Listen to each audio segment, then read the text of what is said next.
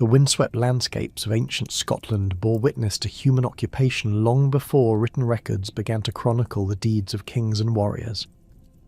Archaeological excavations across the Highlands and Lowlands reveal a complex tapestry of peoples whose lives, beliefs and material culture laid the foundation for what would eventually become Scottish civilization.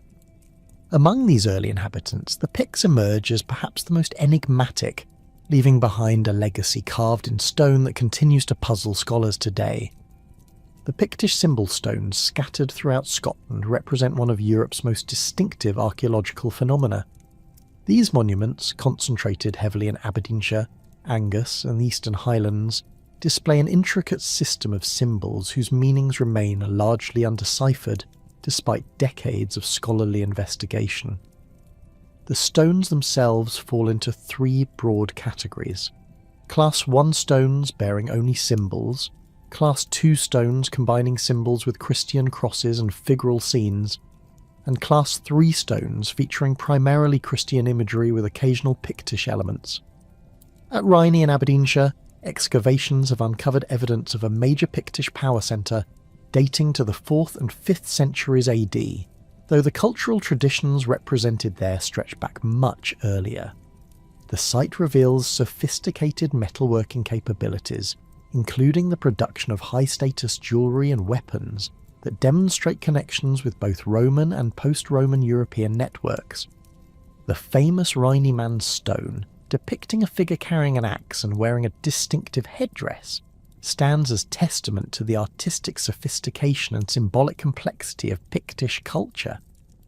The symbols themselves present a bewildering array of abstract designs and recognisable creatures. Double discs, zerods, crescents, serpents, boars, eagles and salmon appear repeatedly across different sites, suggesting a standardised symbolic vocabulary that functioned across tribal boundaries. Recent analysis of the Aberlemno stones has revealed that these symbols may represent personal names, territorial markers, or genealogical records, though no definitive interpretation has gained universal acceptance among scholars. Pictish settlements extended far beyond the symbol stones, encompassing sophisticated hill forts, underground storage chambers known as souterrains, and coastal strongholds that controlled maritime trade routes. The fort at Burghead in Moray, with its massive ramparts and evidence of metalworking, demonstrates the organisational capacity and defensive concerns of Pictish communities. Archaeological evidence suggests these settlements maintained extensive trade networks, importing amber from the Baltic, glass beads from the Mediterranean, and silver from Anglo-Saxon England.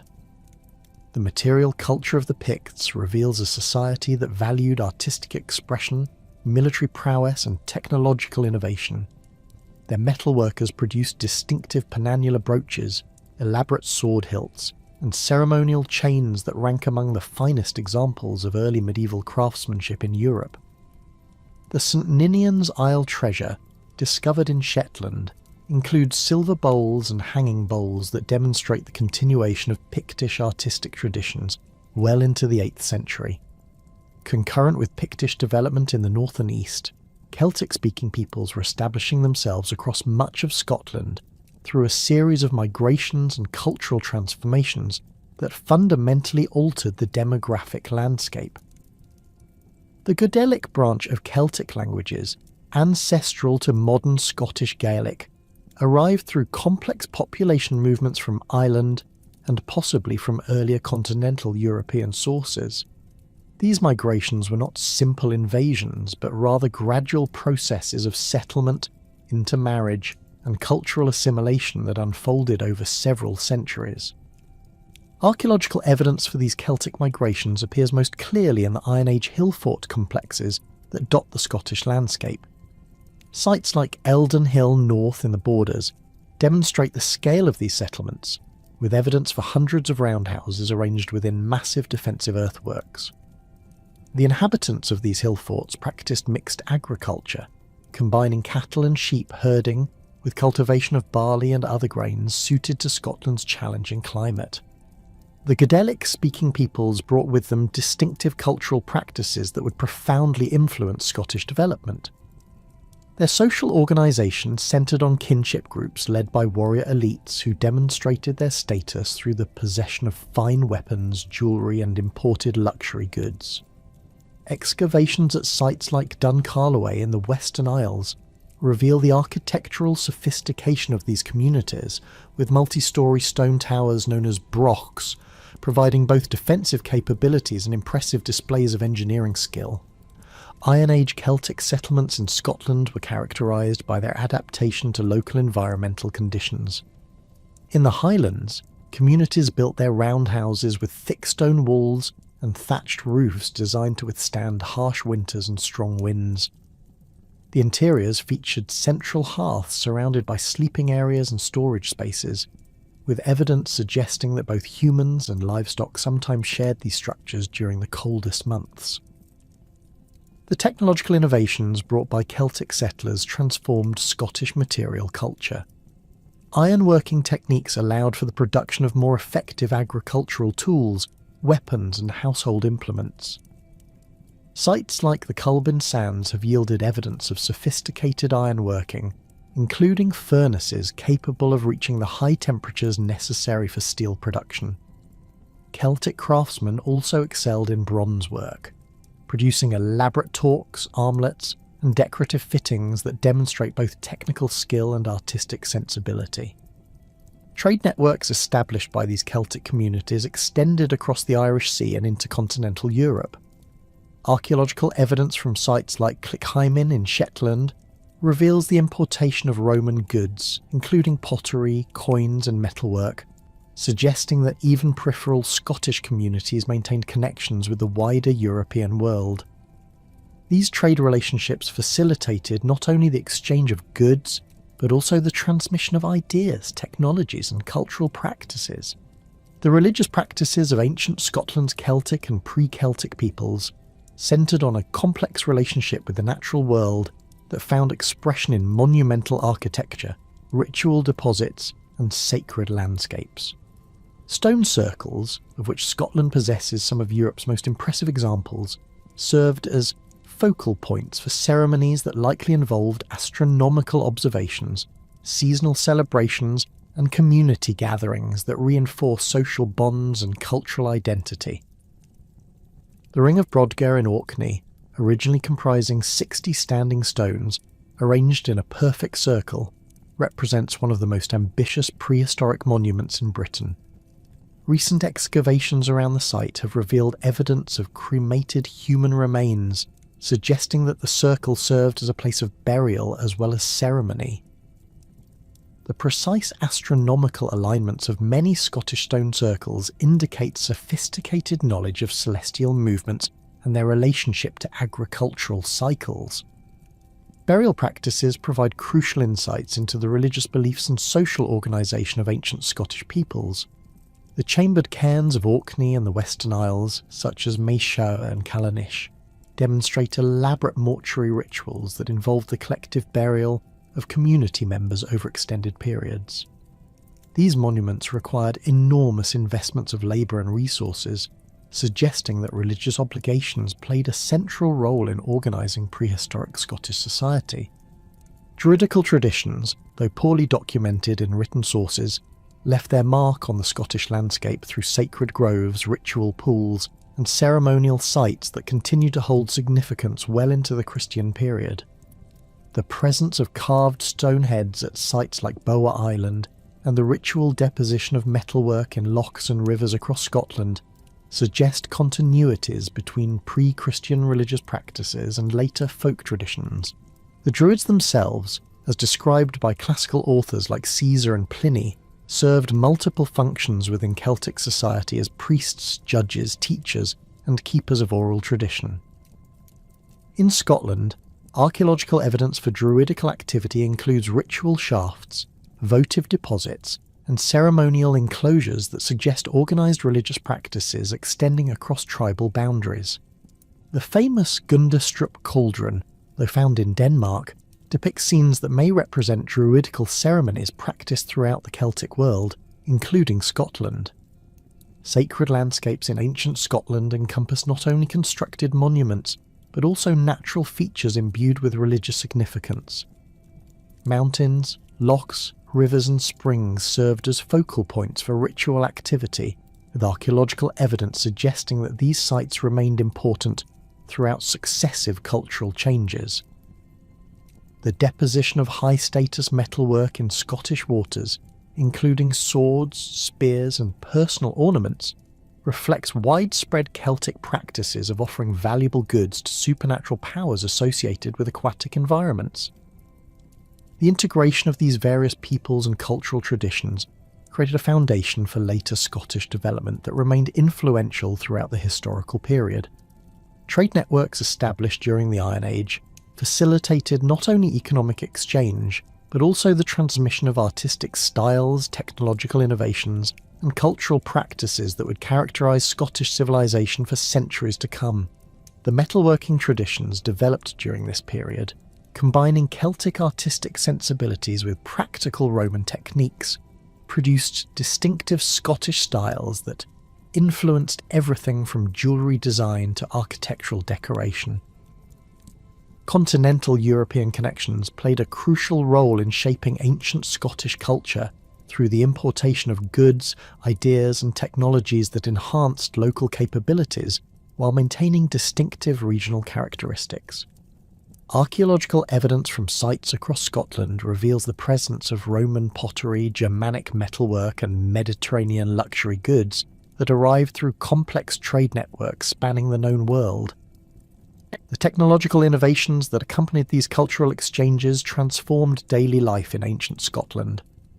Improved agricultural techniques, including the use of iron ploughshares and more efficient harvesting tools, allowed communities to support large populations and develop more complex social structures. Advances in metallurgy, particularly the development of pattern-welded sword blades and sophisticated bronze casting techniques, enhanced both military capabilities and artistic expression. The sophisticated trade networks and cultural developments that had flourished across Scotland during the Iron Age were about to face their greatest external challenge. In 79 AD, Roman legions under the command of Gnaeus Julius Agricola crossed into Caledonia, marking the beginning of 3 centuries of intermittent conflict, accommodation and resistance that would fundamentally reshape the political landscape of northern Britain. The Roman military machine, having already subjugated much of England and Wales, now turned its attention to the unconquered territories beyond the Forth Clyde line, where Caledonian tribes had maintained their independence through a combination of geographic advantages and fierce martial traditions. Agricola's initial campaigns demonstrated the methodical approach that had made Roman expansion so successful throughout Europe. Moving north from established bases in the borders, Roman forces constructed a series of temporary camps and supply depots that allowed them to project power deep into Highland territory while maintaining secure lines of communication. Archaeological excavations at sites like Inch Tutil on the Tay reveal the scale of Roman engineering capabilities, with evidence for a legionary fortress capable of housing over 5,000 troops, along with extensive workshops, granaries and administrative buildings. The Roman advance encountered immediate resistance from Caledonian tribes who had been observing Roman tactics in southern Britain and preparing their own defensive strategies. Unlike the settled agricultural communities that Romans had conquered elsewhere, the Caledonians employed a mobile warfare doctrine that took full advantage of Scotland's challenging terrain. Highland warriors, equipped with long swords, spears and distinctive oval shields, could strike rapidly at Roman supply columns before disappearing into forests and mountain passes that Roman heavy infantry found difficult to navigate. Tacitus, writing as Agricola's son-in-law and drawing upon first-hand accounts of the campaigns, describes the Caledonian forces as formidable opponents who combined individual martial prowess with sophisticated tactical coordination. Archaeological evidence supports these accounts, with weapon deposits from Highland sites revealing high-quality iron spearheads, sword blades, and shield bosses that demonstrate both technical skill and access to raw materials through extensive trade networks. The climactic confrontation between Roman and Caledonian forces occurred at Mons Graupius in 83 or 84 AD, though the exact location of this battle remains one of Scotland's most debated archaeological mysteries. Tacitus provides the most detailed contemporary account, describing how Calgacus, leader of the Caledonian Confederation, assembled an army of over 30,000 warriors drawn from tribes across northern Scotland. The Roman force, numbering approximately 20,000 men, including auxiliary troops from Germanic and Gallic territories, represented the largest military expedition ever launched into Highland territory. According to Tacitus, the battle began with Caledonian chariots attempting to disrupt Roman formations through rapid charges across the battlefield. These vehicles, archaeological evidence suggests, were lightweight constructions designed for speed and manoeuvrability, rather than the heavy assault chariots used in other parts of the Celtic world. Roman discipline and superior armour ultimately prevailed, with auxiliary cavalry units exploiting gaps in the Caledonian line to encircle and destroy much of the Highland army. Modern archaeological investigations have identified several potential sites for Mons Graupius, with Benahee in Aberdeenshire and the Pass of Grange near Keith emerging as leading candidates based on topographical analysis and the discovery of Roman military artefacts. Excavations at these locations have revealed evidence of large-scale military activity, including Roman javelin heads, cavalry equipment, and defensive earthworks that may represent temporary Roman camps constructed before or after the battle. The aftermath of Mons Graupius demonstrated the limitations of Roman military success in Highland terrain. Despite achieving a decisive tactical victory, Agricola found himself unable to maintain permanent control over the conquered territories due to logistical challenges and the continued resistance of surviving Caledonian forces. The Roman army withdrew to winter quarters in the south, allowing Highland tribes to reoccupy their traditional territories and begin planning renewed resistance efforts. Archaeological evidence from the immediate post-battle period reveals a complex pattern of Roman consolidation and Caledonian adaptation. Roman military sites like Ardoch and Strageath show evidence of repeated occupation and abandonment, suggesting that Roman control remained tenuous even in areas where they had achieved initial success. Meanwhile, Highland settlements demonstrate increased fortification and the adoption of new defensive techniques that may have been learned through observation of Roman engineering methods. The Roman response to the challenges of controlling northern Scotland involved the construction of two major frontier barriers that would define the limits of imperial expansion for the next 3 centuries. Hadrian's Wall, begun in 122 AD under the Emperor Hadrian's direct supervision, represented a revolutionary approach to frontier defence that combined massive engineering works with sophisticated military doctrine designed to control population movement and trade between Roman and barbarian territories. The wall itself stretched 73 miles from Wallsend on the River Tyne to Bowness on Solway, incorporating 16 major forts, numerous smaller installations, and a complex system of gates and barriers that regulated passage between north and south. Archaeological investigations along the wall have revealed the enormous scale of this undertaking, requiring an estimated 15,000 workers labouring for 6 years to complete the initial construction phase. The eastern sections were built of dressed stone blocks weighing up to 2 tons each, while western portions utilised turf and timber construction techniques adapted to local conditions. The military garrison of Hadrian's Wall comprised approximately 9,000 troops drawn from auxiliary units recruited throughout the Roman Empire. These forces included Germanic cavalry specialists, Gallic infantry and archers from Syria and other eastern provinces, creating a cosmopolitan military community that left distinctive archaeological traces in the form of religious altars, personal equipment, and burial practices that blended Roman, Celtic, and foreign traditions. Despite its impressive scale and sophisticated design, Hadrian's Wall failed to provide effective long-term control over Scottish territories. Caledonian raids continued to penetrate Roman defences, while the cost of maintaining such an extensive frontier system placed enormous strains on imperial resources. Archaeological evidence from wall forts shows repeated episodes of destruction and reconstruction, indicating that frontier warfare remained a constant feature of Romano-British life throughout the 2nd and 3rd centuries AD. The construction of the Antonine Wall around 142 AD represented a renewed Roman attempt to extend imperial control into southern Scotland through a more aggressive frontier policy. Built between the Forth and Clyde estuaries, this new barrier advanced the Roman frontier approximately 100 miles north of Hadrian's Wall, while incorporating lessons learned from earlier frontier experiences. The Antonine Wall utilised a continuous rampart of turf and clay construction, reinforced with stone foundations and timber palisades, demonstrating Roman adaptability to local materials and conditions. Archaeological excavations along the Antonine Wall have revealed 19 major forts and numerous smaller installations that housed an estimated 7,000 troops. These garrisons included specialised units trained in frontier warfare, including scouts, cavalry, and engineers capable of rapid response to Caledonian incursions. The wall also incorporated an elaborate system of beacon fires and signal stations that allowed rapid communication across the entire frontier zone. The Antonine Wall's military effectiveness was compromised by the same fundamental challenges that had plagued Roman operations in Scotland since Agricola's campaigns. The wall's extended length and limited garrison made it vulnerable to concentrated attacks, while its position in lowland terrain provided Caledonian forces with numerous opportunities for infiltration through river valleys and coastal routes.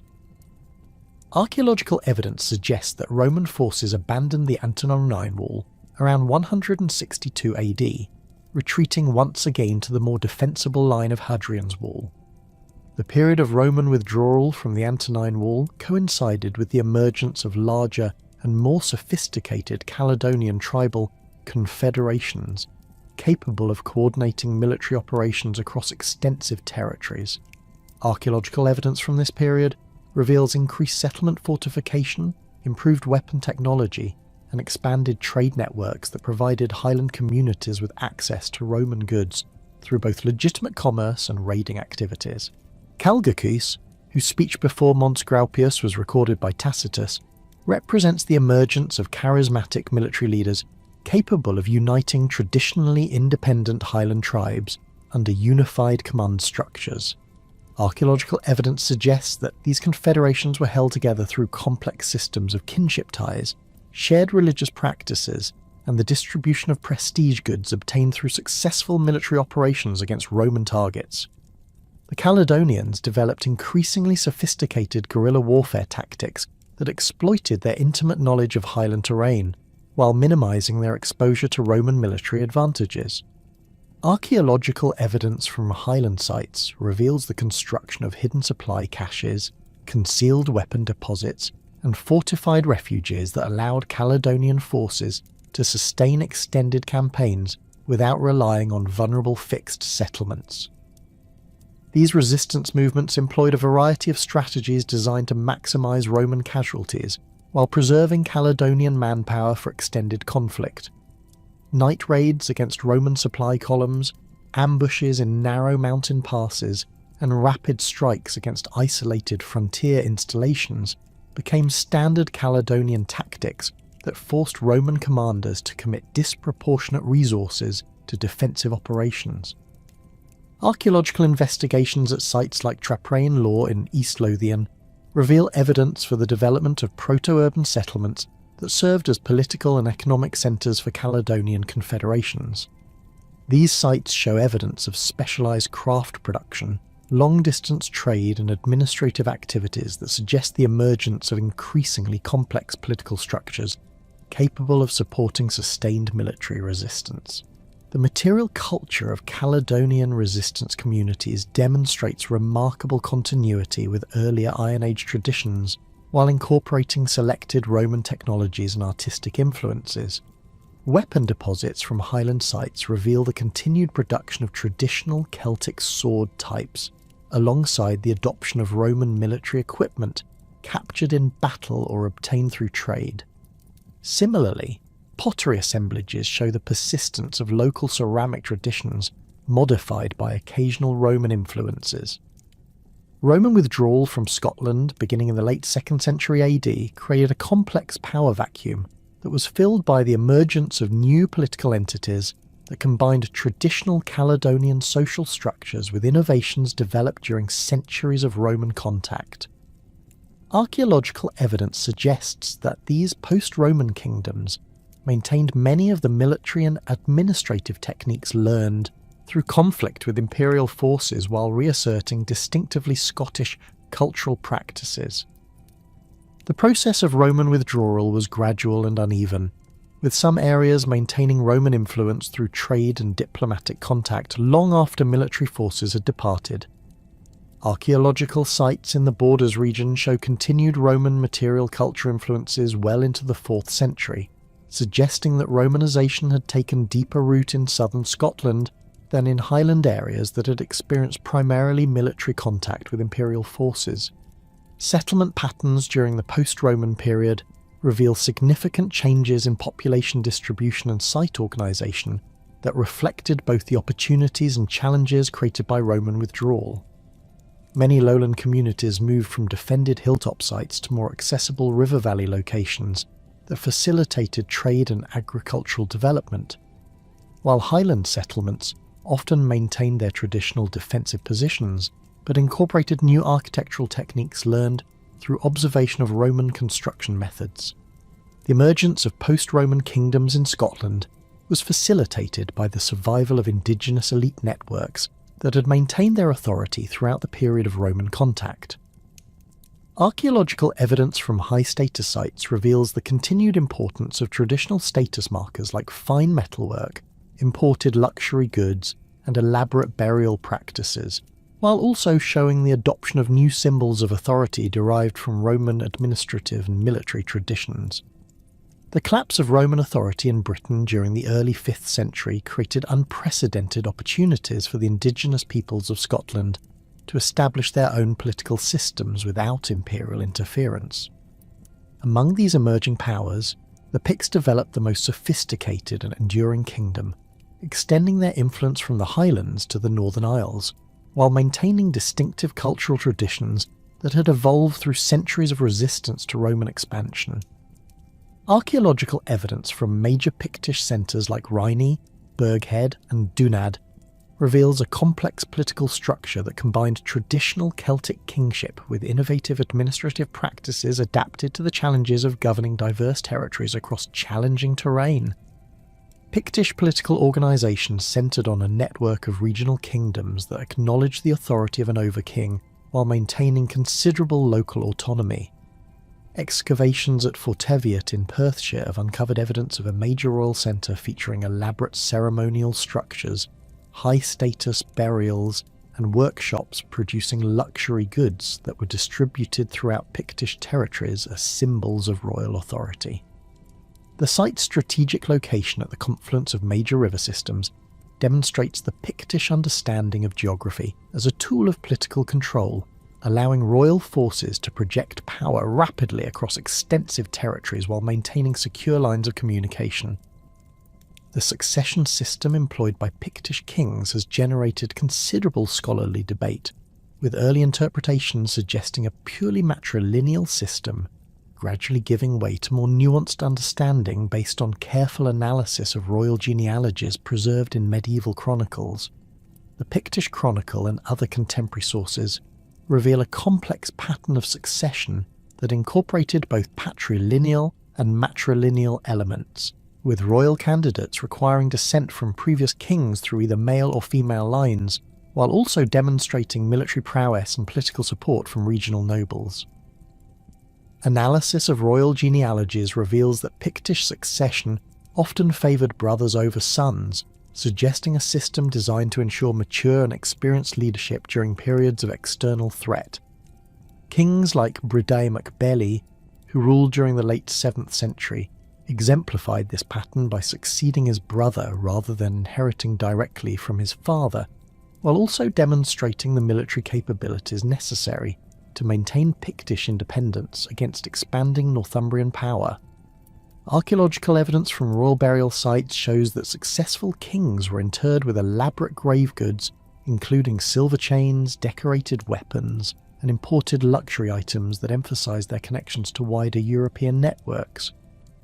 The royal centres that served as focal points for Pictish political authority combined defensive capabilities with ceremonial functions that reinforced the sacred aspects of kingship. Burghead, the largest Pictish fort in Scotland, enclosed an area of approximately 12 acres within massive ramparts that incorporated sophisticated engineering techniques, including timber-lace construction and carefully planned gateways.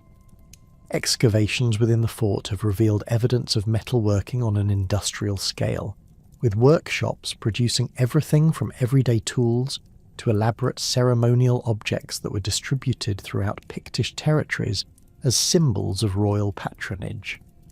The famous bull carvings discovered at Burghead represent some of the finest examples of Pictish artistic achievement, demonstrating the sophisticated symbolic vocabulary that reinforced royal authority throughout the kingdom. These relief sculptures, carved with remarkable skill and attention to anatomical detail, were originally painted in bright colours that would have created a dramatic visual impact on visitors approaching the royal centre. The bulls themselves may have represented dynastic symbols, territorial markers, or religious concepts that connected Pictish kingship to ancient traditions of sacred sovereignty. Pictish kings maintained their authority through a combination of military force, religious sanction, and economic control that required constant attention to the complex relationships between regional nobles, warrior bands, and ecclesiastical authorities.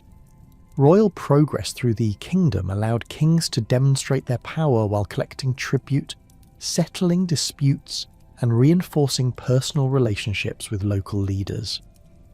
Archaeological evidence from temporary royal camps shows that these progresses involve substantial retinues, including warriors, craftsmen, and religious advisors who created impressive displays of royal magnificence, designed to overawe potential rivals. The arrival of Christianity in Scotland during the 6th century introduced new elements into Pictish political culture, while building upon existing traditions of sacred kingship that had deep roots in Celtic society. St Columba's mission to Iona in 563 AD marked a crucial turning point in Scottish religious development, establishing a monastic centre that would influence Christian practice throughout the Highlands and Islands for centuries to come. Columba, a member of the powerful Uí Nel dynasty in Ireland, brought with him not only religious authority but also political connections that enhanced his effectiveness as a missionary among Pictish and Scottish elites. The foundation of Iona represented a carefully calculated political and religious strategy that took advantage of the island's position at the intersection of Irish, Pictish, and Scottish territories. Archaeological excavations on Iona have revealed evidence of sophisticated monastic buildings constructed using advanced stoneworking techniques that created impressive architectural statements designed to demonstrate the power and permanence of Christian faith. The monastery's scriptorium produced illuminated manuscripts of extraordinary beauty, including the Book of Kells, which combined Celtic artistic traditions with Christian iconography to create a distinctive insular art style that influenced cultural development throughout Northern Europe. Columba's missionary activities among the Picts involved complex negotiations with existing political and religious authorities who controlled access to local populations. The saint's biography, written by a Domnan in the late 7th century, describes encounters with Pictish druids and kings that reveal the sophisticated diplomatic skills required for successful evangelization in a politically fragmented landscape. Archaeological evidence suggests that early Christian sites in Pictish territory were often established at locations with pre-existing religious significance,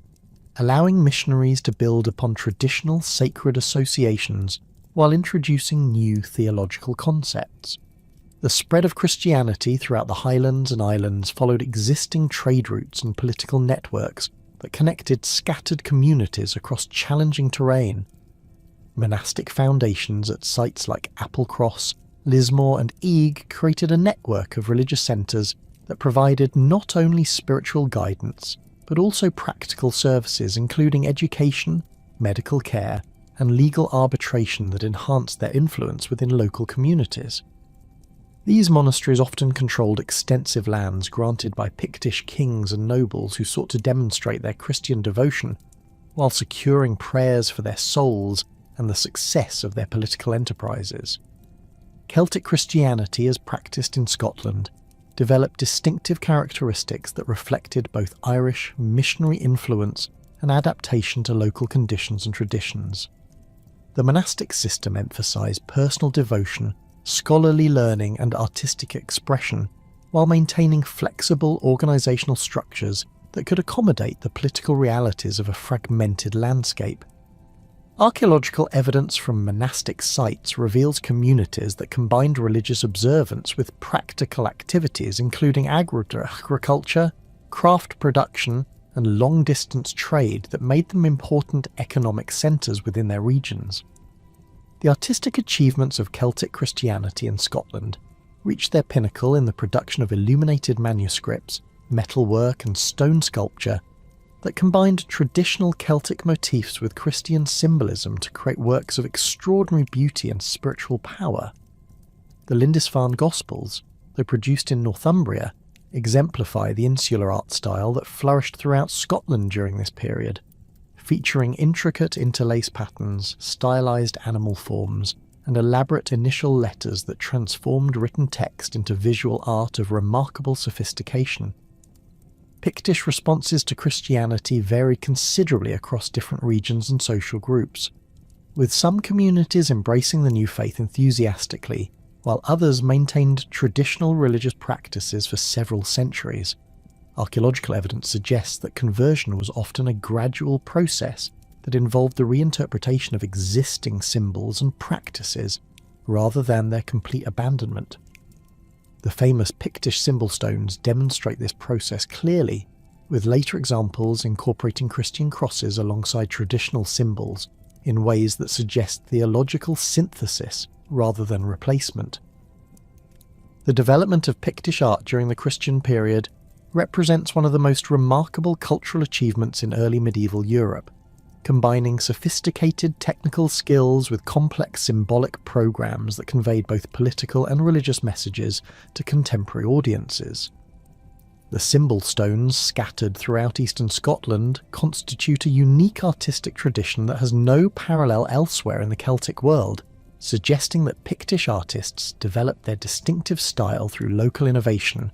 rather than simple adoption of external influences.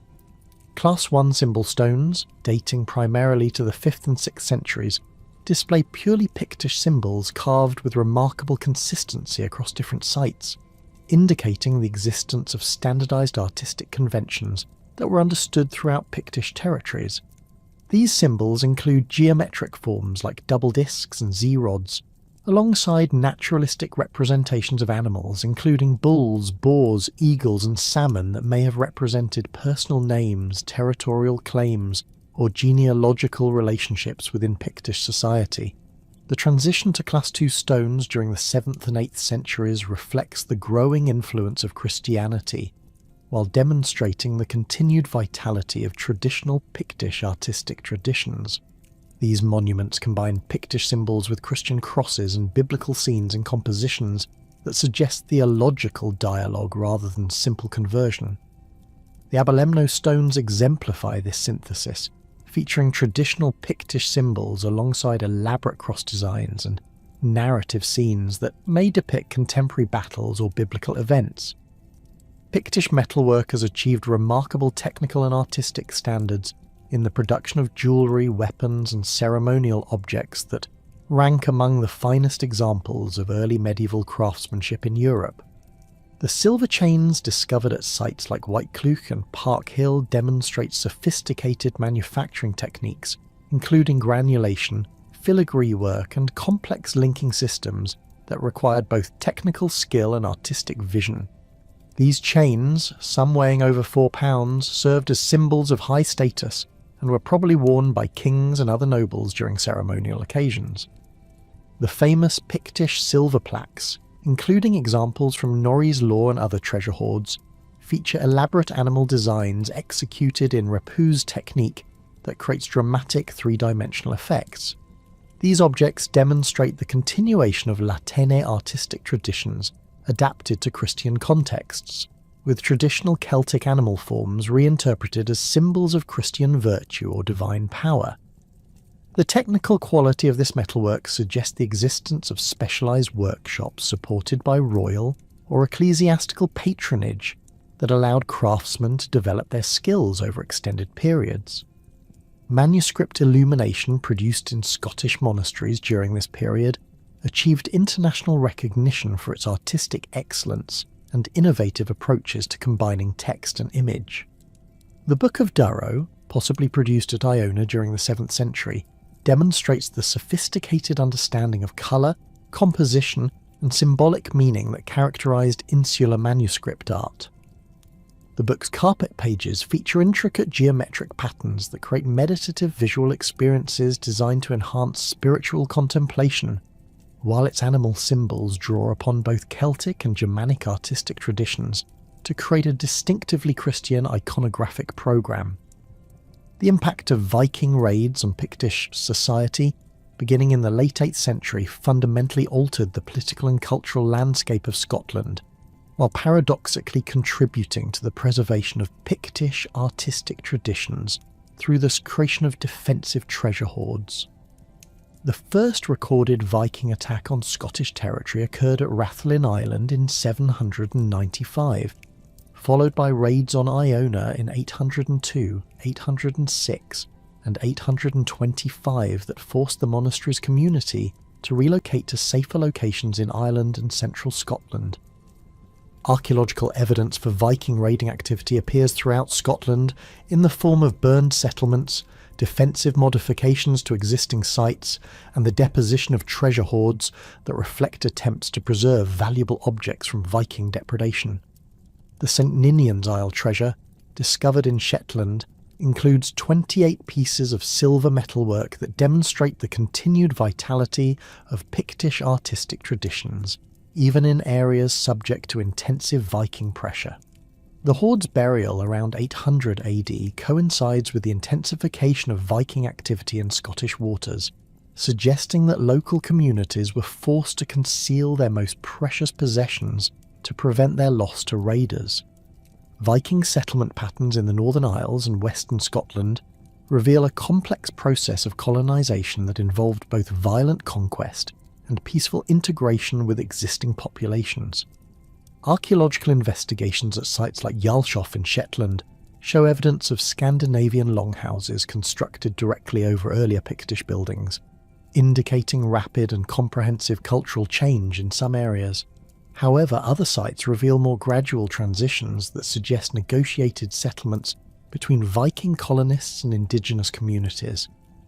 The establishment of Norse settlements in Scotland created new political dynamics that challenged traditional Pictish authority while introducing Scandinavian legal traditions, agricultural techniques, and artistic styles that would influence Scottish culture for centuries to come. Viking colonists brought with them experience of maritime trade networks that connected Scotland to Iceland, Greenland, and eventually North America, dramatically expanding the geographic horizons of Scottish communities that had previously focused primarily on Irish Sea and North Sea connections.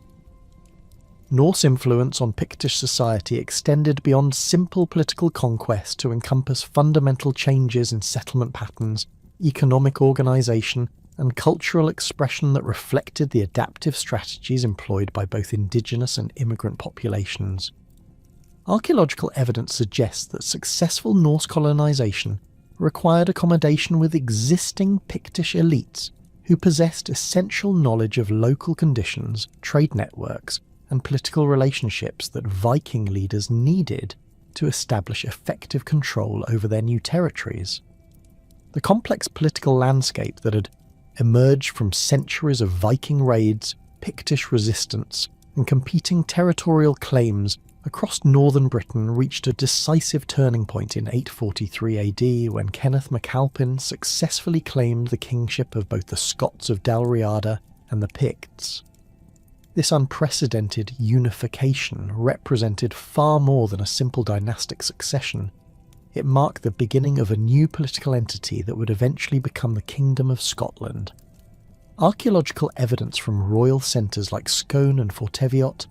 reveals the sophisticated administrative and ceremonial infrastructure that Kenneth inherited and adapted to govern his expanded realm, while contemporary chronicles document the complex negotiations, military campaigns, and strategic marriages that made his remarkable achievement possible.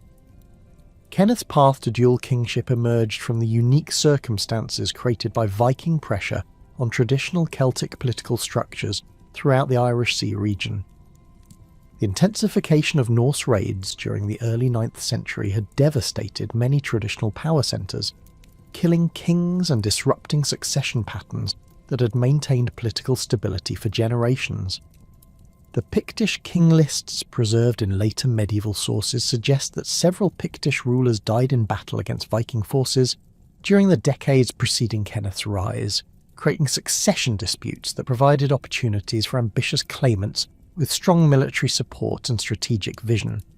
The mechanics of Kenneth's succession to the Pictish throne remain partially obscured by the limitations of contemporary sources, but careful analysis of royal genealogies and archaeological evidence suggests a carefully orchestrated campaign that combined legitimate dynastic claims with military force and political alliance building. Kenneth's mother appears to have been a member of the Pictish royal family, providing him with the matrilineal connections that Pictish succession customs required, while his position as King of Dalriada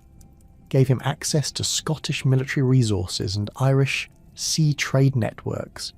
that enhanced his political capabilities. Archaeological investigations at Dunad, the traditional inauguration site of Dalriadic kings, reveal extensive modifications during the early 9th century that may reflect Kenneth's efforts to consolidate his Scottish kingship before launching his bid for Pictish supremacy.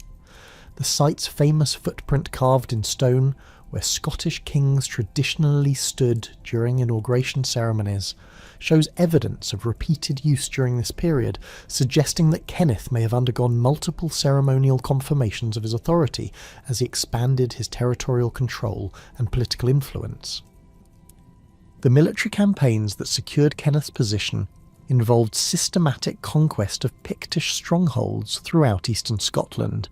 with archaeological evidence suggesting that many traditional centres of Pictish power were either destroyed or substantially modified during this period.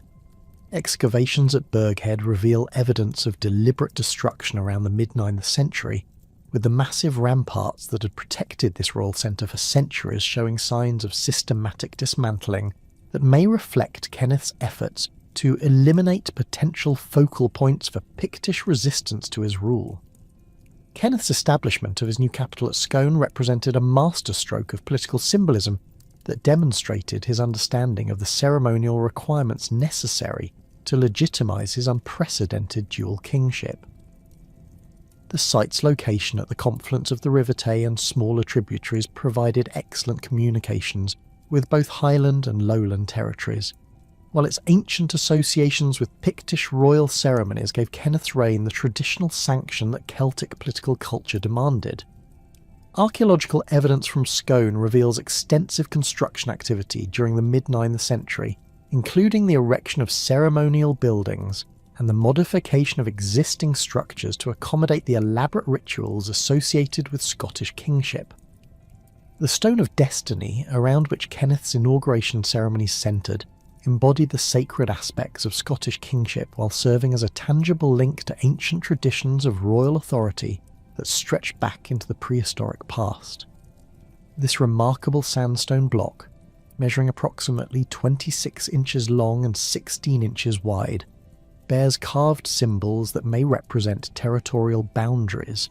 dynastic claims, or religious concepts that connected Scottish kings to supernatural sources of power. The stone's origins remain mysterious, with some traditions claiming it was brought from Ireland by early Scottish settlers, while others suggest it was carved locally from stone quarried near Scone itself. The ceremonial use of the Stone of Destiny during royal inaugurations created dramatic spectacles that reinforced the sacred character of Scottish kingship, while demonstrating the new monarch's connection to both earthly and divine authority. Contemporary accounts describe elaborate rituals that combine Christian prayers with traditional Celtic ceremonies, creating syncretic religious experiences that appeal to both converted and unconverted populations within Kenneth's diverse kingdom. The king would stand upon the stone while nobles from throughout his realm offered formal submission, creating a physical and symbolic representation of his authority over all Scottish territories. Archaeological investigations around Scone have uncovered evidence of the extensive preparations required for royal inaugurations, including temporary structures to house visiting nobles, cooking facilities to provide feast for hundreds of participants, and ceremonial spaces where traditional bardic performances celebrated the new king's genealogy and military achievements. These events serve not only as religious ceremonies, but also as political gatherings where important decisions about taxation, military service, and territorial administration were communicated to regional leaders who would implement royal policies throughout the kingdom. The development of Gaelic culture as the dominant force in Kenneth's unified kingdom reflected both practical administrative considerations and deliberate cultural policies designed to create shared identity among previously distinct populations. The Gaelic language, already established in Dalriada, possessed sophisticated legal and literary traditions that provided frameworks for governing diverse territories, while its close relationship to Irish allowed Scottish kings to maintain important connections with powerful Irish kingdoms that could provide military support or political alliance during times of crisis. Kenneth's promotion of Gaelic cultural traditions involved the systematic replacement of Pictish administrative practices with Scottish alternatives that centralised authority while incorporating useful elements of Pictish political organisation. Royal charters and other administrative documents from this period show the gradual adoption of Gaelic legal terminology and bureaucratic procedures, while archaeological evidence suggests that Pictish artistic traditions were modified rather than eliminated, creating hybrid cultural forms that satisfied both Scottish and Pictish populations within the unified kingdom. The establishment of Gaelic as the primary language of royal administration required extensive educational and cultural programs that transformed the intellectual landscape of early medieval Scotland. Monasteries that had previously conducted their affairs in Latin or Pictish were encouraged to adopt Gaelic for local communications, while royal scribes trained in Irish monasteries introduced sophisticated literary traditions that enhanced the prestige of Kenneth's court. Archaeological evidence from monastic sites shows increased production of manuscripts in Gaelic during this period, suggesting systematic efforts to create written records that would preserve and transmit Scottish cultural traditions to future generations.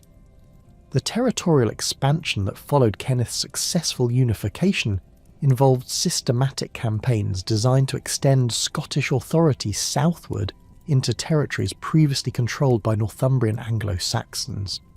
These military operations required careful coordination between Scottish and former Pictish military forces, creating new forms of combined warfare that took advantage of Highland mobility and lowland agricultural resources. Archaeological evidence from the border regions reveals the construction of new fortifications and the modification of existing defensive sites that reflect the changing military requirements of an expanding kingdom. The conflict with Northumbria represented more than simple territorial aggrandizement. It reflected fundamental differences in political organization, cultural identity, and religious practice that made peaceful coexistence difficult between the expanding Scottish kingdom and its Anglo-Saxon neighbours. Northumbrian kings had traditionally exercised authority over southern Scotland through a combination of military intimidation and political alliance with local nobles, but Kenneth's unification created a centralised Scottish state capable of challenging Northumbrian hegemony through sustained military campaigns and diplomatic initiatives. Archaeological investigations at sites along the Scottish-Northumbrian border reveal evidence of intensified fortification activity during the late 9th and early 10th centuries, with both sides constructing new defensive works and strengthening existing strongholds in preparation for prolonged conflict. The remains of burned settlements and weapon deposits found throughout the border regions testify to the destructive nature of this warfare, while the discovery of treasure hoards suggests that local populations were forced to conceal their valuables to prevent their loss to raiding armies from either side. The Battle of Carham in 1018 marked the decisive moment in Scottish territorial expansion, establishing the River Tweed as the effective boundary between Scottish and English territories for centuries to come. The battle itself involved complex manoeuvring by both armies across the rolling countryside of the borders, with Scottish forces under Malcolm III employing tactical innovations that combine traditional Highland warfare with lessons learned from decades of conflict with Viking and Anglo-Saxon opponents. Contemporary accounts describe a day-long struggle that resulted in catastrophic losses for the Northumbrian army, including the death of Earl Uhtred and many other prominent nobles whose families had dominated border politics for generations. Archaeological evidence from the Carham battlefield area reveals scattered finds of weapons and military equipment that confirm the scale and intensity of the fighting described in medieval chronicles. The discovery of spearheads, sword fragments, and pieces of mail armour across several square miles suggests that the battle involved thousands of combatants engaged in close combat that continued throughout the day. Analysis of these artefacts reveals the sophisticated metallurgy employed by both armies, with pattern-welded sword blades and carefully crafted spear points demonstrating the high quality of early medieval military equipment. The aftermath of Carham fundamentally altered the political geography of northern Britain by establishing Scottish control over territories that had been disputed for centuries. The victory allowed Scottish kings to extend their authority over the rich agricultural lands of the Lothians, while gaining control of important trade routes that connected Scotland to continental European markets. Archaeological evidence from newly acquired territories shows rapid changes in settlement patterns and material culture that reflect the integration of former Northumbrian lands into the Scottish administrative system. The consolidation of Scottish territorial gains required sophisticated administrative innovations that could accommodate the diverse populations and legal traditions found within the expanded kingdom. Former Northumbrian territories retained many of their traditional legal customs and social structures, but these were gradually modified to conform to Scottish political requirements, while maintaining enough continuity to prevent widespread resistance to the new regime. Archaeological evidence suggests that Scottish administrators employed a flexible approach that allowed local variations in law and custom, while ensuring ultimate loyalty to the Scottish crown. The development of royal administration during this period of expansion involved the creation of new institutions and procedures that could govern territories stretching from the Highlands to the borders. Scottish kings established networks of royal officials who collected taxes, administered justice, and coordinated military service throughout the kingdom, while maintaining traditional relationships with regional nobles who retained considerable local authority. Archaeological evidence from royal centres shows increased construction of administrative buildings and storage facilities that reflect the growing complexity of Scottish government during the 10th and 11th centuries. The economic foundations of the expanded Scottish kingdom rested upon agricultural production, craft manufacturing and long-distance trade that connected Scotland to European commercial networks extending from Iceland to the Mediterranean. Archaeological investigations at trading centres like Perth and Stirling reveal evidence of specialised craft production, including metalworking, leather processing, and textile manufacturing that supplied both local markets and export trade. The discovery of imported goods including wine amphorae, fine pottery, and luxury metalwork demonstrates Scotland's integration into wider European economic systems during this period of political consolidation. The religious landscape of unified Scotland reflected the complex cultural synthesis that characterised Kenneth MacAlpin's political achievement combining traditional Celtic Christianity with influences from Irish monasticism and Anglo-Saxon ecclesiastical traditions. The establishment of new bishoprics and the reform of existing monastic communities created institutional structures that supported royal authority while providing spiritual guidance to diverse populations throughout the kingdom. Archaeological evidence from religious sites shows extensive construction and modification during the 10th and 11th centuries, reflecting both increased royal patronage and the growing wealth of ecclesiastical institutions. The artistic achievements of this period demonstrate the cultural vitality that accompanied political unification, with Scottish craftsmen developing distinctive styles that combine Pictish, Gaelic, and Anglo-Saxon influences to create works of remarkable beauty and technical sophistication.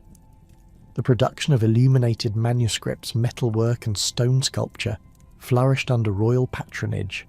while the construction of elaborate churches and royal residences provided opportunities for architectural innovation that influenced building traditions throughout Northern Europe.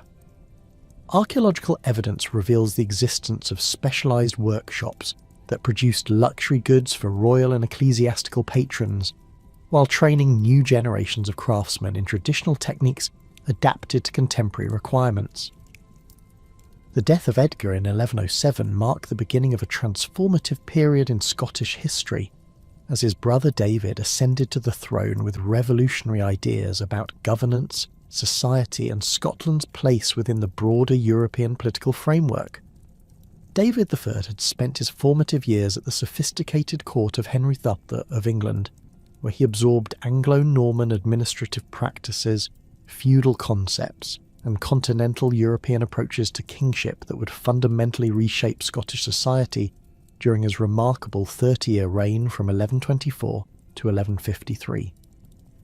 David's Anglo-Norman reforms represented a systematic transformation of Scottish political and social structures that extended far beyond simple administrative changes to encompass fundamental alterations in land tenure, military organisation, and the relationship between crown and nobility. The king's personal experience of Norman efficiency had convinced him that Scotland's traditional clan-based system, while effective for maintaining Highland autonomy, lacked the organisational sophistication necessary for governing an expanding kingdom that sought recognition as a major European power. Archaeological evidence from royal centres during David's reign reveals extensive construction projects that created new types of administrative buildings, ceremonial halls, and residential quarters designed to accommodate the complex bureaucratic apparatus that feudal governance required. The introduction of feudalism into Scotland involved the systematic redistribution of land according to principles that made territorial control dependent upon military service and administrative competence, rather than traditional kinship relationships. David granted extensive estates to Anglo-Norman knights and administrators who had proven their capabilities in England and Normandy, while simultaneously creating new forms of tenure that allowed existing Scottish nobles to retain their lands by accepting feudal obligations to the crown. This careful balance between innovation and tradition prevented the wholesale displacement of indigenous elites, while ensuring that new settlers possessed the military skills and administrative experience necessary to implement royal policies throughout the kingdom. Archaeological investigations at sites like Roxburgh and Berwick reveal the construction of substantial stone castles during David's reign, representing the first systematic introduction of Norman military architecture into Scotland. These fortifications differ dramatically from traditional Scottish defensive structures in their emphasis on individual lordship rather than communal defence, with massive keeps and elaborate gatehouses that served as both military strongholds and symbols of feudal authority. The technical sophistication of these buildings required the importation of specialised craftsmen from England and France, creating new centres of architectural knowledge that would influence Scottish building traditions for centuries to come. The motte and bailey castles that proliferated throughout southern Scotland during this period represented a more economical approach to feudal fortification that could be constructed rapidly using local materials and labour. Archaeological excavations at sites like Duffus and Rothesay have revealed the sophisticated engineering techniques employed in these constructions, with carefully planned earthworks, timber palisades, and stone foundations that created formidable defensive positions capable of controlling surrounding territories. The strategic placement of these castles along major river valleys and trade routes demonstrates David's systematic approach to territorial control that combined military necessity with economic considerations. The transformation of Scottish military organisation under feudal principles involved the creation of new forms of cavalry warfare that required extensive training, specialised equipment, and coordinated tactical doctrines unfamiliar to traditional Scottish warriors. The heavy cavalry that formed the backbone of feudal armies demanded not only individual skill in horsemanship and weapons handling, but also the economic resources necessary to maintain war horses, armour, and the complex support systems that medieval warfare required. Archaeological evidence from castle sites reveals the construction of elaborate stables, armouries and workshops that supported these new military requirements, while training Scottish nobles in continental European fighting techniques. David's administrative innovations extended beyond military organisation to encompass comprehensive reforms in legal procedures, taxation systems, and commercial regulation that created the institutional framework for Scotland's emergence as a centralised medieval state. The establishment of royal sheriffdoms throughout the kingdom provided local administrative centres where royal officials could collect taxes, administer justice, and coordinate military service according to standardised procedures that ensured consistent implementation of royal policies. Archaeological evidence from sheriff centres reveals the construction of specialised buildings, including courts, prisons, and record repositories that house the documentary apparatus necessary for effective feudal administration. The legal reforms introduced during David's reign involved the systematic codification of Scottish law, according to principles that combined traditional Celtic legal customs with Anglo-Norman jurisprudence and canon law influences that reflected the kingdom's integration into wider European legal traditions. The creation of royal courts with jurisdiction over serious crimes and disputes involving feudal obligations provided mechanisms for resolving conflicts that had previously been handled through traditional clan-based arbitration or private warfare. Archaeological investigations at court sites reveal the construction of the elaborate judicial buildings that created appropriate settings for the ceremonial aspects of legal proceedings, while providing practical facilities for record-keeping and prisoner detention. The economic foundations of David's feudal system required systematic development of agricultural production, craft manufacturing and commercial exchange that could support the increased taxation and military service that feudal obligations demanded. The introduction of new agricultural techniques including heavy ploughs, crop rotation systems, and improved livestock breeding practices increased productivity on feudal estates while creating surplus wealth that could be converted into military service or monetary payments to the crown. Archaeological evidence from rural settlements shows widespread adoption of these innovations, with new types of farm buildings, storage facilities, and processing equipment that reflect the technological advances accompanying feudal reorganisation. The reign of Alexander III, from 1249 to 1286, represented the culmination of medieval Scottish political development,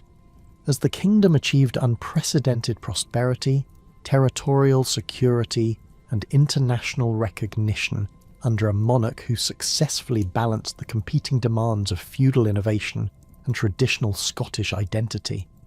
Alexander inherited a realm that had been transformed by 2 centuries of gradual reform, but his personal leadership and strategic vision elevated Scotland to a position of genuine European significance that commanded respect from the most powerful rulers of his age. Archaeological evidence from royal residences during Alexander's reign reveals a level of architectural sophistication and artistic achievement that reflected Scotland's emergence as a major medieval power capable of competing with England and France in both military and cultural spheres. Alexander's territorial consolidation involved the systematic integration of previously autonomous regions into the Scottish administrative system, while respecting local traditions and customs that maintained popular support for royal authority.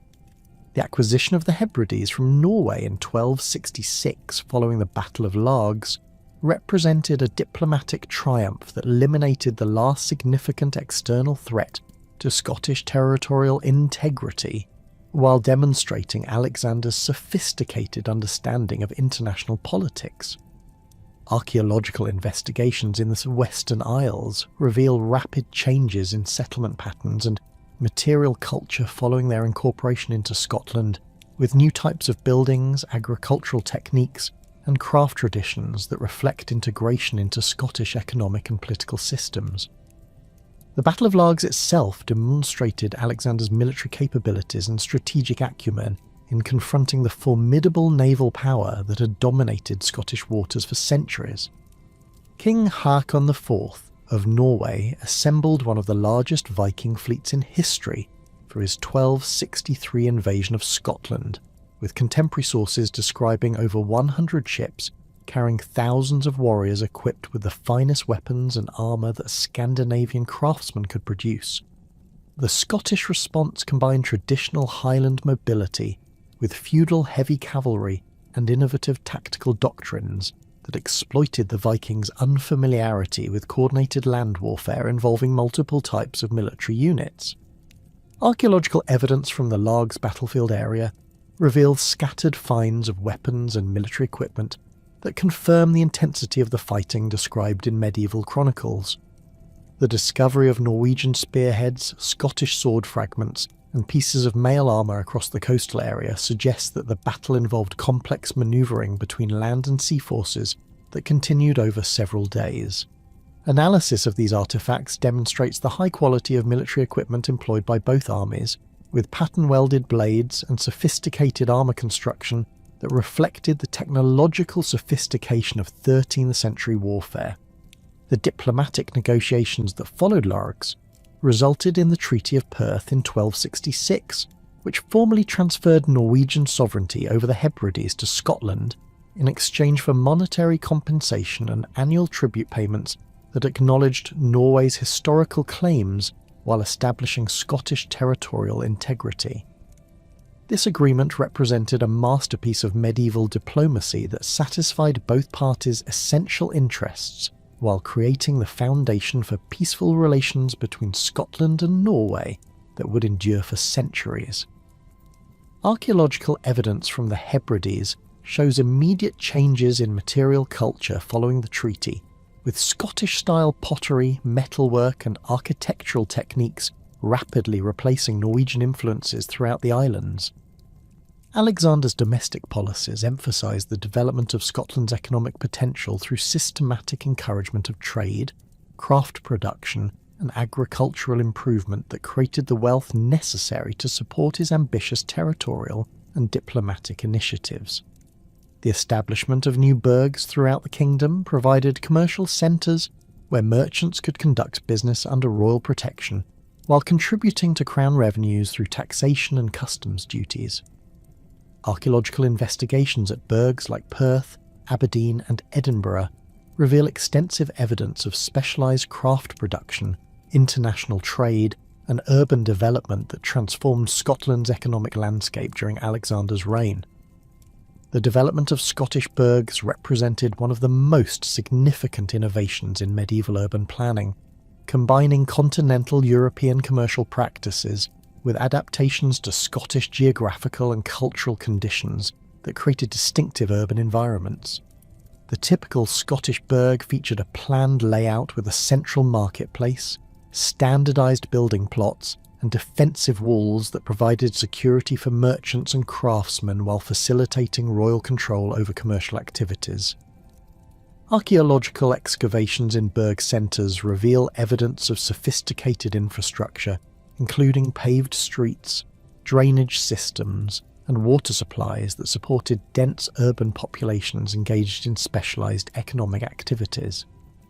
Perth emerged as Scotland's most important commercial centre during Alexander's reign, with archaeological evidence revealing extensive trading connections that linked Scotland to markets throughout Northern Europe and beyond. Excavations along the High Street have uncovered imported pottery from France and the Low Countries, fine metalwork from Germany, and luxury goods from as far away as the Mediterranean that demonstrate the scope of Scottish commercial networks. The discovery of specialised workshops producing leather goods, textiles and metal objects for export reveals the development of Scottish manufacturing capabilities that could compete successfully in international markets. The growth of Aberdeen as a major trading port reflected Scotland's increasing integration into North Sea commercial networks that connected Scandinavian, German and English markets through sophisticated shipping and credit arrangements. Archaeological investigations along the harbourfront have revealed the remains of substantial stone warehouses, merchant residences and craft workshops that supported Aberdeen's emergence as a centre for the export of Scottish wool, hides and fish to continental European markets. The discovery of foreign coins, merchant seals and documentary evidence of international partnerships demonstrates the cosmopolitan character that Scottish burghs achieved during this period of commercial expansion. Edinburgh's development as both a royal residence and commercial centre exemplified the successful integration of political and economic functions that characterise Alexander's approach to urban development. The construction of substantial royal buildings within Edinburgh Castle provided appropriate settings for the ceremonial aspects of kingship, while the growth of the burgh below created commercial opportunities that attracted merchants and craftsmen from throughout Europe. Archaeological evidence from the castle reveals extensive construction activity during Alexander's reign, including new residential quarters, ceremonial halls, and defensive structures that reflected Scotland's emergence as a major European power. The cultural achievements of Alexander's reign encompass not only architectural and artistic developments, but also significant advances in education, literature, and intellectual life that established Scotland as a centre of medieval learning and cultural innovation. The establishment of cathedral schools at sites like St Andrews, Glasgow, and Aberdeen provided educational opportunities that attracted students from throughout Europe, while training Scottish clergy in the theological and administrative skills necessary for effective church governance. Archaeological investigations at these sites reveal extensive library buildings, scriptoriums, and residential quarters that house substantial scholarly communities engaged in advanced intellectual work.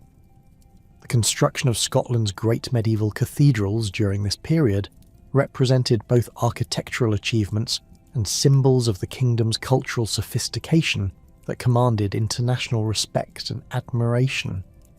St Andrews Cathedral, begun during Alexander's reign, incorporated the latest developments in Gothic architectural design while adapting these innovations to Scottish materials and construction techniques.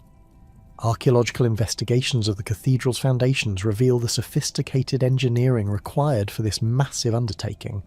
with carefully planned stone foundations, elaborate drainage systems, and precisely calculated structural supports that allowed Scottish masons to create one of Europe's most impressive religious buildings. The artistic achievements of Scottish craftsmen during Alexander's reign extended beyond architecture to encompass manuscript illumination, metalwork, and stone carving that combined traditional Scottish motifs with contemporary European artistic developments. The production of illuminated manuscripts in Scottish monasteries achieved international recognition for their technical excellence and innovative approaches to combining text and image in ways that enhance both aesthetic appeal and spiritual meaning. Archaeological evidence from monastic scriptoriums reveals the sophisticated materials and techniques employed in manuscript production, including imported pigments, specially prepared parchments, and precision tools that allowed Scottish scribes and illuminators to compete with the finest work produced anywhere in medieval Europe. The development of Scottish literature during this period reflected both the kingdom's cultural confidence and its integration into wider European intellectual traditions that valued vernacular literary expression alongside Latin scholarly work. The composition of historical chronicles, romantic poetry, and religious verse in both Gaelic and emerging Scots dialects created a distinctive Scottish literary tradition that preserved traditional cultural values while incorporating contemporary European literary techniques and themes.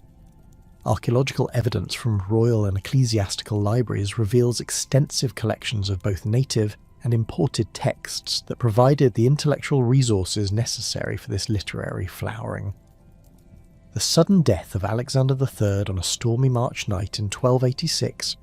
when his horse stumbled on the treacherous coastal path near Kinghorn, plunged Scotland into a succession crisis that would fundamentally reshape the kingdom's relationship with England and forge a distinctly Scottish national consciousness through decades of warfare and political struggle. The king's body, discovered on the rocky shore the following morning, bore witness to the cruel irony that a monarch who'd brought unprecedented prosperity and stability to Scotland should meet his end in such an abrupt and violent manner, leaving behind only his young granddaughter Margaret, the Maid of Norway, as heir to a realm that had never been ruled by a female monarch. The regency established to govern Scotland during Margaret's minority comprised 6 guardians representing the major noble families whose competing territorial and political interests had been held in check by Alexander's personal authority. Archaeological evidence from royal centres during this period reveals a marked decline in construction activity and administrative record-keeping that reflects the political uncertainty created by the absence of effective central leadership. The Guardians struggled to maintain royal authority while pursuing their own dynastic ambitions, creating opportunities for ambitious nobles to expand their territorial control and challenge traditional feudal obligations that had bound the kingdom together under strong monarchical leadership. Margaret's death in Orkney during 1290, while travelling from Norway to claim her Scottish inheritance, eliminated the last direct heir of the royal house and opened the succession to multiple claimants whose genealogical arguments created a legal and political maze of unprecedented complexity. The principal contenders included John Balliol, whose claim rested on descent from the eldest daughter of Earl David of Huntingdon, and Robert Bruce the Elder, who argued for the superior rights of male inheritance through a younger daughter of the same earl.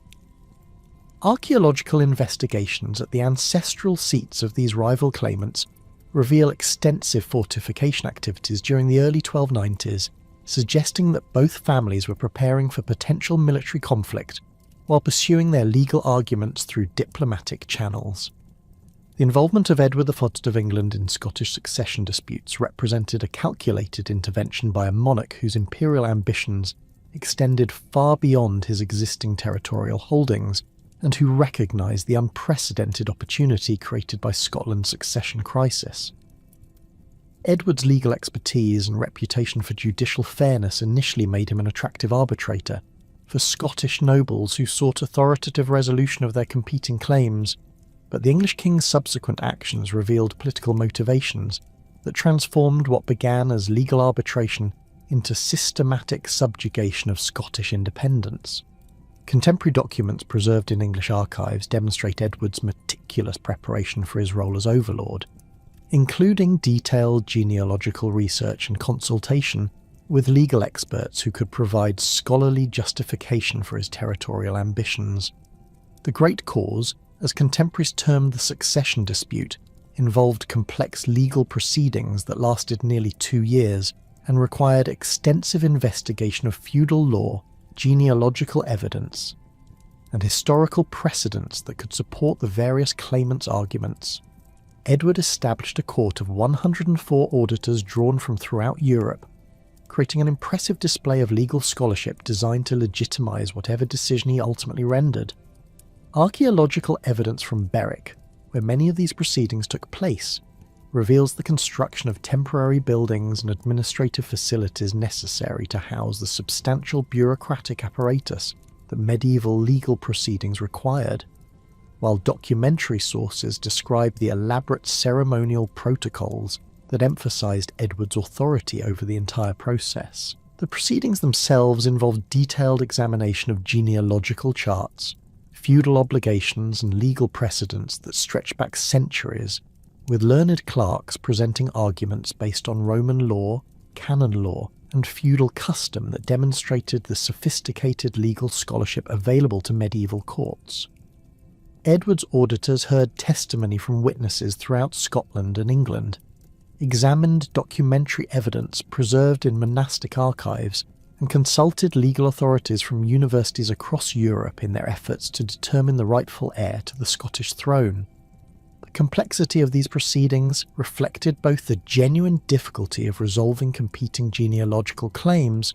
and Edward's desire to create legal foundations for his subsequent political control over Scotland. John Balliol's selection as king in November 1292 represented Edward's calculated choice of a claimant whose political weakness and extensive English landholdings would make him amenable to English oversight and control.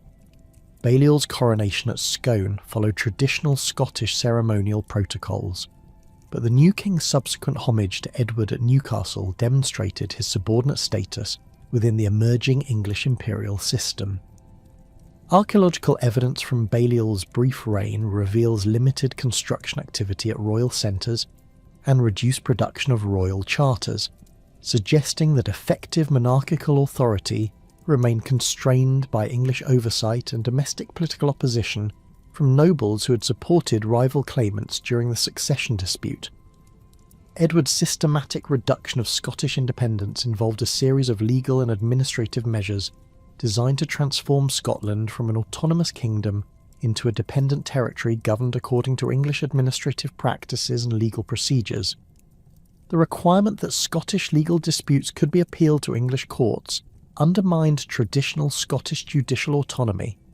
while Edward's demands for Scottish military service in his French wars violated the principle of Scottish neutrality that had been carefully maintained by previous monarchs. Archaeological investigations at border castles reveal extensive English construction activities during this period, with new fortifications and administrative buildings that facilitated English control over Scottish territory and populations. The humiliation of John Balliol reached its culmination in Edward's public stripping of royal insignia from the Scottish king in 1296, an act of ceremonial degradation that earned Balliol the derisive nickname Tomb Tabard or Empty Coat. This dramatic gesture, performed before assembled English and Scottish nobles, symbolically transferred Scottish sovereignty to Edward while demonstrating the futility of resistance to English power. Contemporary accounts describe the profound shock that this unprecedented humiliation created among Scottish observers, many of whom had never witnessed such complete negation of traditional monarchical dignity and authority. The sack of Berwick in March 1296 marked Edward's transition from legal manipulation to military conquest as his forces systematically destroyed Scotland's most prosperous commercial centre in a display of calculated brutality designed to terrorise potential Scottish resistance. Contemporary chroniclers describe scenes of unprecedented destruction as English soldiers killed thousands of civilians, burned merchant warehouses, and demolished churches in an orgy of violence that continued for 3 days. Archaeological excavations in medieval Berwick have uncovered evidence of this destruction in the form of burned buildings, hastily buried treasure hoards, and mass graves that confirm the scale of devastation described in written sources. The psychological impact of Berwick's destruction extended far beyond its immediate military significance. To demonstrate Edward's willingness to employ unlimited violence against Scottish resistance, while eliminating the commercial networks that had supported Scottish independence, through international trade connections. The systematic destruction of merchant records, craft workshops and storage facilities disrupted economic relationships that had taken generations to develop, while the massacre of skilled craftsmen and traders eliminated human capital that could not be easily replaced. Archaeological evidence reveals that Berwick never fully recovered its pre-1296 prosperity, with subsequent occupation layers showing reduced population density and simplified material culture that reflected the permanent damage inflicted by Edward's assault. William Wallace's emergence as a leader of Scottish resistance represented the mobilisation of social groups that had been excluded from traditional feudal political structures but possessed intimate knowledge of local terrain and strong motivations to resist English occupation. Wallace's family background as minor landholders in Renfrewshire placed him outside the great noble networks that had dominated Scottish politics, but his education and administrative experience provided him with organisational skills that proved crucial in coordinating resistance activities across diverse social and regional boundaries. Archaeological investigations at sites associated with Wallace's early activities reveal evidence of hidden weapon caches, concealed meeting places, and fortified refuges that supported guerrilla operations against English occupation forces. The murder of Wallace's father and brother by English officials provided personal motivations for resistance that complemented broader Scottish grievances against English occupation policies, while his legal training gave him sophisticated understanding of the political and constitutional issues at stake in the independence struggle. Wallace's ability to articulate Scottish grievances in legal and moral terms that resonated with diverse audiences proved crucial in building the broad coalition of nobles, clergy and common people that sustained resistance activities despite repeated military defeats and brutal English reprisals. Contemporary documents reveal Wallace's correspondence with European rulers and papal authorities, demonstrating his sophisticated understanding of international politics and his efforts to secure foreign support for Scottish independence. The Battle of Stirling Bridge on September 11th, 1297, represented a tactical masterpiece that demonstrated Wallace's innovative approach to warfare and his ability to exploit English overconfidence and tactical rigidity. The battle site, where the River Forth narrows to a width that could be crossed by only 2 horsemen abreast, provided ideal conditions for the ambush tactics that Wallace had perfected through months of guerrilla operations against English supply columns and isolated garrisons. Archaeological investigations near the medieval bridge site have uncovered military artefacts including arrowheads, spear points, and pieces of armour that confirm the intensity of fighting described in contemporary accounts. Wallace's tactical plan involved allowing approximately half of the English army to cross the narrow bridge before launching a coordinated attack that trapped the advance force on the north bank while preventing reinforcements from crossing to their assistance. The Scottish forces, positioned in concealed positions along the riverbank, waited until the English cavalry had become separated from their supporting infantry before emerging to attack with long spears and other weapons designed specifically for close combat against heavily armoured opponents. The discipline required for this complex manoeuvre demonstrated the sophisticated training and coordination that Wallace had achieved among his diverse followers, despite their lack of formal military experience. The destruction of the English advance force occurred with remarkable speed and completeness, as Scottish spearmen systematically eliminated trapped cavalry units, while archers prevented escape attempts across the bridge or through the surrounding marshland. Contemporary accounts describe the death of Hugh Cressingham, Edward's treasurer in Scotland, whose body was subsequently flayed by Scottish soldiers who fashioned his skin into sword belts and other items that served as grisly trophies of their victory. Archaeological evidence from the battlefield area includes numerous English military artefacts abandoned during the retreat, suggesting that the panic following the destruction of the advance force led to widespread abandonment of equipment by surviving English troops. The political implications of Stirling Bridge extended far beyond its immediate military significance to demonstrate that English forces could be defeated through superior tactics and local knowledge despite their advantages in equipment and training. Wallace's victory provided crucial psychological encouragement for Scottish resistance while revealing tactical innovations that could neutralise English military superiority in appropriate terrain and circumstances. The battle's impact resonated throughout Europe, with contemporary chroniclers in France, Italy, and other countries recording their amazement that a largely peasant army had destroyed professional English forces led by experienced knights and commanded by competent officers. Wallace's subsequent campaign in northern England, during the winter of 1297-98, revealed the strategic limitations of guerrilla warfare,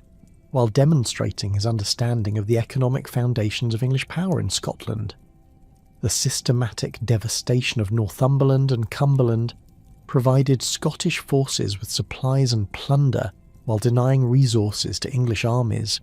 but the campaign's brutal character alienated potential English sympathisers and provided Edward with propaganda opportunities that he exploited effectively in his diplomatic correspondence with the European rulers. Archaeological evidence from burned English settlements reveals the thoroughness of Scottish destruction, with entire villages showing evidence of systematic demolition that eliminated buildings, agricultural equipment, and livestock necessary for recovery. The Battle of Falkirk on July 22nd, 1298, demonstrated Edward's tactical adaptations to the lessons of Stirling Bridge, while revealing the limitations of Scottish military capabilities when forced to fight conventional battles against superior English forces. Edward's army, numbering approximately 25,000 men including substantial contingents of Welsh longbowmen and heavy cavalry, represented one of the largest medieval armies ever assembled for Scottish campaigns. Wallace's forces, estimated at roughly 10,000 men, included significant numbers of Highland infantry, armed with long spears arranged in defensive formations known as schiltrons that had proven effective against cavalry charges in previous engagements. The tactical innovations employed at Falkirk reflected both commanders' sophisticated understanding of contemporary military technology and their efforts to exploit their respective advantages while minimising their weaknesses. Wallace positioned his schiltrons on rising ground that forced English cavalry to attack uphill, while providing Scottish forces with clear fields of observation and communication. Edward countered by deploying his Welsh longbowmen in positions where they could target the densely packed Scottish formations with devastating volleys of arrows that disrupted Scottish cohesion before his cavalry launched their decisive charges. The destruction of Wallace's army occurred through the systematic application of combined arms tactics that coordinated archery, cavalry, and infantry assaults to overwhelm Scottish defensive positions that had been weakened by continuous arrow fire. Contemporary accounts describe the remarkable discipline maintained by Scottish spearmen, despite horrific casualties inflicted by English archers, with many schiltrons fighting to the death rather than breaking formation and exposing themselves to cavalry pursuit. Archaeological investigations in the Falkirk area have uncovered scattered military artefacts, including Scottish spear points, English arrowheads, and pieces of armour that confirm the intensity of combat described in medieval chronicles. Wallace's escape from Falkirk and his subsequent diplomatic missions to France and Rome demonstrated his continued commitment to Scottish independence, despite the military disasters that had destroyed his army and eliminated his territorial base. His negotiations with Philip IV of France and Pope Boniface VIII revealed sophisticated understanding of European politics and his recognition that Scottish independence required international support to counterbalance English military superiority. Contemporary documents from French and papal archives record Wallace's arguments for Scottish sovereignty based on historical precedent, legal principle, and moral authority that impressed European audiences, even when they proved insufficient to secure substantial military assistance. Robert Bruce's decision to claim the Scottish throne in 1306 represented a calculated political gamble that combined legitimate dynastic claims with realistic assessment of the military and diplomatic resources necessary for successful resistance to English occupation. Bruce's murder of John Comyn at Greyfriars Church in Dumfries eliminated his principal rival for Scottish leadership, while committing him irrevocably to armed resistance against Edward's forces. Archaeological investigations at Greyfriars have uncovered evidence of the violent confrontation, including bloodstains on medieval stonework and damage to church furnishings, that confirm contemporary accounts of the dramatic encounter that launched Bruce's bid for independence. Bruce's coronation at Scone in March 1306 followed traditional Scottish ceremonial protocols, despite the absence of the Stone of Destiny, which Edward had removed to Westminster as a symbol of English conquest. The ceremony, conducted by Bishop Robert Wishart of Glasgow, and attended by leading Scottish nobles despite English threats of excommunication and forfeiture, demonstrated the continued vitality of Scottish political traditions and the determination of independent supporters to maintain constitutional legitimacy for their cause. Archaeological evidence from Scone reveals hasty preparations for the coronation, with temporary structures and improvised ceremonial arrangements that reflected the dangerous circumstances surrounding Bruce's assumption of royal authority. The early years of Bruce's reign involved a series of military disasters and narrow escapes that nearly ended Scottish independence before it could be effectively established, as English forces and their Scottish allies systematically hunted the new king across the Highlands and Islands. Bruce's defeat at Methven in June 1306 scattered his supporters and forced him into exile, while the execution of his brothers and supporters demonstrated Edward's determination to eliminate Scottish resistance through systematic terror. Archaeological evidence from Bruce's refuge sites in the Western Isles reveals the primitive conditions under which the Scottish court survived during this period, with crude shelters and limited material possessions that contrasted dramatically with the elaborate royal residences of previous centuries. Bruce's gradual recovery of Scottish territory during 1307 to 1314 demonstrated innovative military tactics that combined traditional Highland warfare with strategic principles learned through careful study of English methods and weaknesses. The systematic capture of English-held castles through surprise attacks, siege warfare, and political negotiations eliminated the fortified bases that had supported English occupation, while providing Bruce with resources and territorial control necessary for conventional military operations. Archaeological investigations at sites like Loudon Hill and Glen Trool have uncovered evidence of Bruce's tactical innovations, including concealed positions, artificial obstacles, and coordinated ambush techniques that maximise Scottish advantages while minimising English strengths.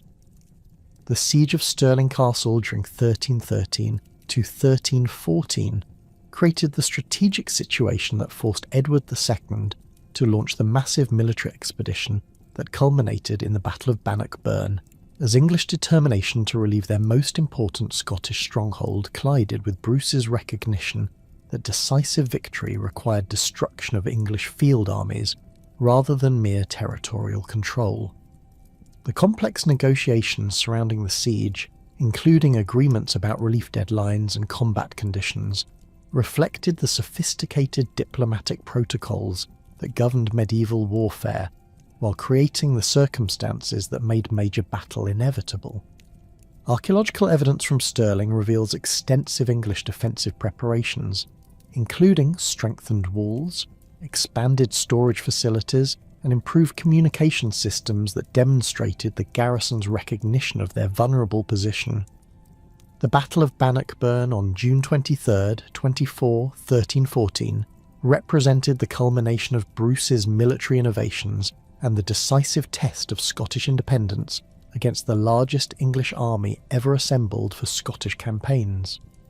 Edward II's forces, numbering perhaps 20,000 men including substantial contingents of heavy cavalry, infantry and archers, represented the military elite of England supported by the kingdom's full financial and logistical resources. Bruce's army, estimated at roughly 7,000 men, included experienced Highland infantry, Lowland spearmen, and a small cavalry force that reflected Scotland's limited resources, but benefited from years of combat experience and intimate knowledge of the chosen battlefield. Bruce's tactical preparations for Bannockburn involved careful selection of terrain that channeled English attacks into predetermined killing zones, while providing Scottish forces with secure flanks and clear retreat routes if the battle developed unfavourably. The boggy ground along the Bannockburn limited English cavalry mobility, while concealed pits and other obstacles disrupted enemy formations and created opportunities for Scottish counterattacks. Archaeological investigations across the battlefield area have revealed evidence of these preparations, including artificial obstacles, defensive positions, and weapon deposits that confirm the sophisticated planning that preceded the battle. the fighting at Bannockburn unfolded over 2 days of increasingly desperate English attempts to break Scottish defensive positions that had been carefully prepared to exploit English tactical weaknesses while maximising Scottish advantages in terrain and coordination. The first day's combat involved English cavalry charges against Scottish schiltrons, positioned to protect the approaches to Stirling, with Bruce himself participating in single combat that demonstrated his personal courage while inspiring his followers through dramatic displays of royal leadership. Contemporary accounts describe the remarkable sight of the Scottish king splitting the helmet and skull of Henry de Bohun with a single axe blow, an act of individual prowess that symbolised Scottish determination to resist English conquest regardless of the odds. The decisive action occurred on the second day as coordinated Scottish attacks systematically destroyed English formations that had become disorganised by difficult terrain, supply shortages, and the psychological impact of their previous day's failures. Bruce's tactical coordination of infantry, cavalry, and archers demonstrated sophisticated understanding of combined arms warfare, while his personal leadership maintained Scottish morale during the critical moments when English resistance began to collapse. Archaeological evidence from the battlefield includes numerous English military artefacts abandoned during the retreat, suggesting widespread panic among Edward's forces as their tactical situation deteriorated beyond recovery. The accession of Robert II in 1371 marked not merely a dynastic transition, but a fundamental transformation in the character of Scottish kingship. As the first Stuart monarch brought to the throne a complex web of territorial holdings, noble connections, and administrative innovations that would reshape the kingdom's political landscape for over 2 centuries. Robert's path to the crown had been secured through his position as High Steward of Scotland, a hereditary office that had given the Stuart family extensive experience in royal administration, while accumulating vast estates across the western Lowlands and southwestern Highlands that provided both the resources and political networks necessary for effective monarchical rule. Archaeological evidence from Stuart residences during Robert II's reign reveals extensive construction and renovation projects that reflected the new dynasty's determination to establish appropriate settings for royal ceremonial while adapting existing structures to accommodate the expanded administrative apparatus that medieval kingship required. Paisley Abbey, the traditional burial place of the Stuart family, underwent substantial modifications during this period, with new royal apartments, expanded scriptoriums, and elaborate tomb monuments that demonstrated the dynasty's commitment to both temporal power and spiritual authority. The abbey's records, preserved in remarkable detail, document the systematic patronage that Robert extended to religious institutions throughout his realm, as part of a broader strategy to secure ecclesiastical support for Stuart legitimacy. Robert II's approach to governance reflected the practical experience gained through decades of territorial administration as High Steward, combining traditional Scottish political customs with innovations borrowed from contemporary European monarchies that had successfully centralised royal authority. The establishment of regional justiciarships throughout the kingdom created new mechanisms for royal control over local legal proceedings, while maintaining the traditional role of hereditary sheriffs and other noble officials whose cooperation remained essential for effective government. Archaeological investigations at sites like Rothesay Castle and Dundonald Castle reveal the sophisticated residential and administrative facilities that supported this expanded system of royal governance, with purpose-built record repositories, council chambers, and ceremonial halls that facilitated the complex business of medieval statecraft. The territorial consolidation that characterised Robert II's reign involved systematic efforts to integrate previously autonomous regions into the Scottish administrative system, while respecting local customs and power structures that commanded popular loyalty. The Stuart family's extensive landholdings in the west provided crucial experience in managing diverse populations, including Highland clans, lowland agricultural communities, and island societies that maintained distinctive cultural traditions and economic practices. Contemporary documents reveal the careful balance that Robert maintained between royal authority and regional autonomy, granting extensive privileges to local leaders while ensuring ultimate loyalty to the Scottish crown through a combination of military pressure, economic incentives, and strategic marriages that bound regional elites to the Stuart dynasty.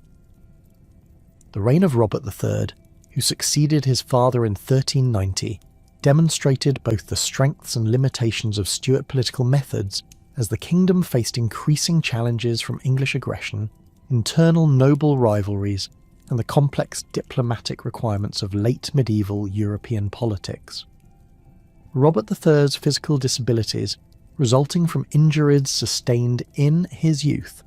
created opportunities for ambitious nobles to expand their territorial control and challenge royal authority, while forcing the king to rely heavily on trusted advisors, whose own political ambitions sometimes conflicted with royal interests. Archaeological evidence from royal residences during this period shows reduced construction activity and simplified ceremonial arrangements that reflected the political constraints under which Robert III operated throughout his troubled reign. The emergence of powerful noble families during the early Stuart period created new challenges for royal authority while providing the military resources necessary to defend Scottish independence against renewed English pressure. The Douglas family, whose territorial holdings stretched across the borders and into the central lowlands, accumulated unprecedented wealth and military power through their role as wardens of the marches and their systematic acquisition of forfeited estates from nobles who had supported English claims during the Wars of Independence. Archaeological investigations at Douglas strongholds like Threv Castle reveal the sophisticated fortification techniques and residential amenities that reflected the family's quasi-royal status, with massive artillery defences, elaborate great halls, and extensive domestic quarters that could accommodate the substantial retinues that medieval magnates required for effective political and military operations. The complex relationship between Stuart kings and their overmighty subjects reached its most dramatic expression during the reign of James I,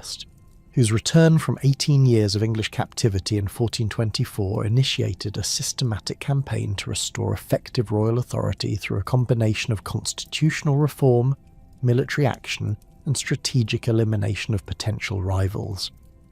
James's experiences at the English court had provided him with detailed knowledge of administrative innovations and governmental techniques that had strengthened English royal power, while his prolonged absence from Scotland had allowed him to observe Scottish political developments with the detached perspective of an outsider who could identify systemic weaknesses that required immediate attention. Archaeological evidence from James I's reign reveals extensive fortification of royal residences and the construction of new governmental buildings that reflected his determination to create physical symbols of restored royal authority while providing practical facilities for the expanded administrative apparatus that effective monarchy required.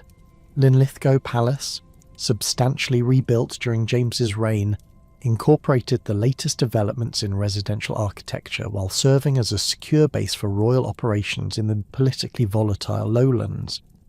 The palace's innovative design combined defensive capabilities with ceremonial grandeur, featuring elaborate great halls for state occasions, private royal apartments equipped with the latest amenities, and administrative offices that housed the expanding bureaucracy necessary for centralised government.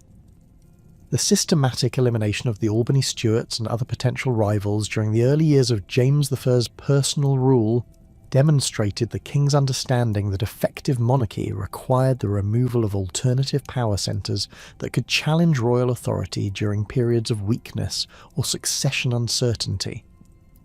The execution of Duke Murdoch of Albany and his sons at Stirling Castle in 1425 sent a clear message to other ambitious nobles, while eliminating the most serious threat to Stuart legitimacy that had emerged during the king's captivity. Archaeological investigations at Stirling reveal modifications to the castle's execution facilities and the construction of new prison accommodations that reflected James's systematic approach to dealing with political opposition through judicial proceedings that maintained legal forms while achieving predetermined political objectives. James VI's legal and administrative reforms represented the most comprehensive attempt at governmental modernisation undertaken by any medieval Scottish monarch, combining systematic codification of existing laws with innovative procedures designed to strengthen royal control over judicial proceedings throughout the kingdom. The establishment of the Court of Session as a permanent judicial body provided consistent application of royal justice, while reducing the influence of regional magnates who had traditionally dominated local legal proceedings through their control of hereditary jurisdictions. Contemporary legal records reveal the sophisticated jurisprudence that developed under James's patronage, with detailed case precedents, standardised procedures, and systematic appeals processes that created a truly national legal system for the first time in Scottish history. The economic policies implemented during James VII's reign reflected his recognition that effective monarchy required substantial financial resources that could support expanded governmental operations while providing the military capabilities necessary to maintain domestic order and defend against external threats. The systematic revision of taxation procedures, including more accurate assessment of landed wealth and improved collection mechanisms, substantially increased royal revenues while creating more equitable distribution of fiscal burdens among different social groups and regional communities. Archaeological evidence from royal mints reveals increased production of silver coinage during this period, with improved metallurgical techniques and standardised weights that facilitated commercial transactions, while demonstrating Scotland's integration into wider European monetary systems. The cultural achievements of James I's court reflected both the king's personal intellectual interests and his understanding of the role that artistic patronage played in enhancing royal prestige and demonstrating Scotland's cultural sophistication to foreign observers. James's own literary compositions, including the King's Quair, demonstrated the high level of vernacular poetry that Scottish court culture had achieved while establishing precedents for royal patronage of literary activity that would influence cultural development throughout the Stuart period. Archaeological evidence from royal residences reveals the construction of the elaborate libraries, scriptoriums, and artistic workshops that supported this cultural flowering while providing appropriate settings for the ceremonial aspects of court life that reinforced royal authority through displays of magnificence and learning. The reign of James II, beginning in 1437 when he was only 6 years old, illustrated the recurring challenges that minority rule created for Stuart monarchy, while demonstrating the resilience of the governmental institutions that his father had established. The regency arrangements that governed Scotland during James's minority involved complex power-sharing agreements among leading noble families, ecclesiastical authorities, and royal officials who struggled to maintain effective administration while pursuing their own political and territorial ambitions. Archaeological evidence from this period reveals reduced royal construction activity and simplified ceremonial arrangements that reflected the political constraints under which Regency government operated, while the fortification of noble residences increased dramatically as competing factions prepared for potential military confrontations. The Douglas Wars that dominated the early years of James II's personal rule represented the most serious challenge to Stuart authority since the dynasty's establishment,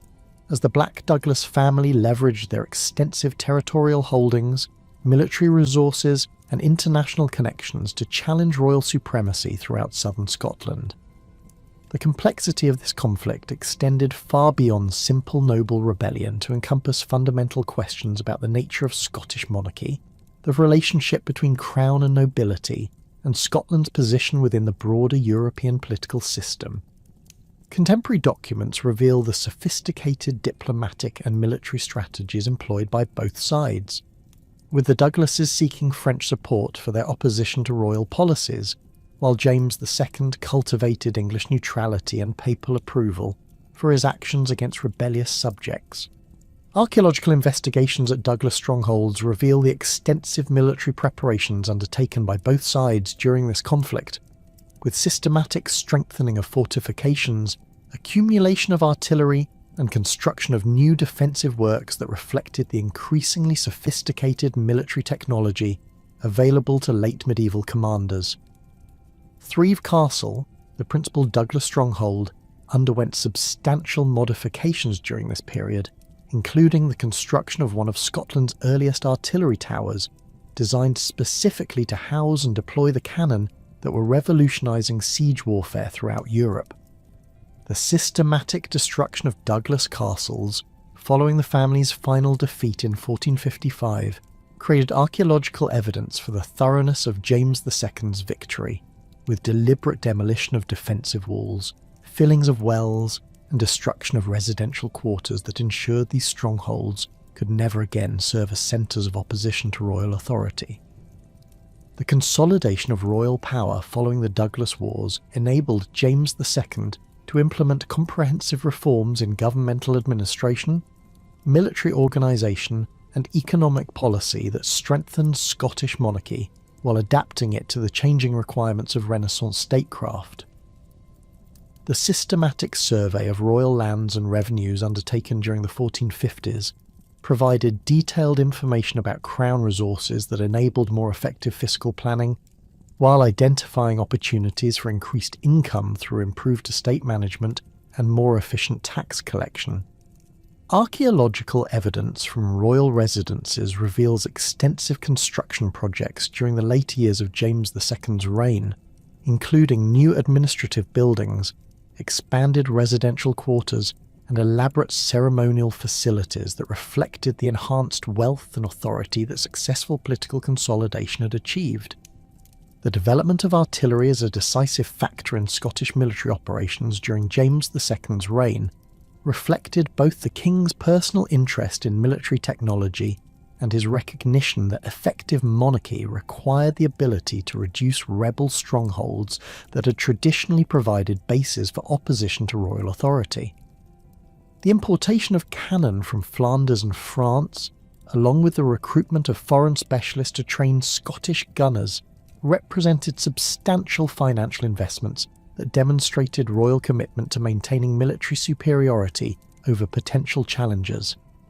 Archaeological investigations at sites besieged during this period reveal the devastating effectiveness of early artillery, with massive breaches in previously impregnable walls and evidence of structural damage that traditional siege techniques could never have achieved.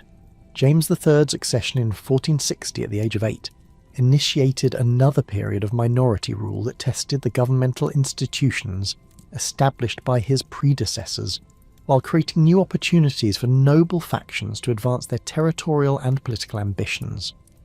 The regency arrangements established for James III's minority reflected lessons learned from previous experiences with child rulers, including more systematic division of governmental responsibilities among trusted officials and more effective mechanisms for preventing any single faction from gaining excessive influence over royal policy.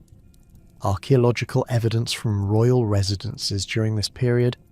shows continued construction activity and ceremonial development that suggests greater stability than had characterised earlier minorities, while the systematic strengthening of royal castles indicates ongoing concerns about potential challenges to governmental authority.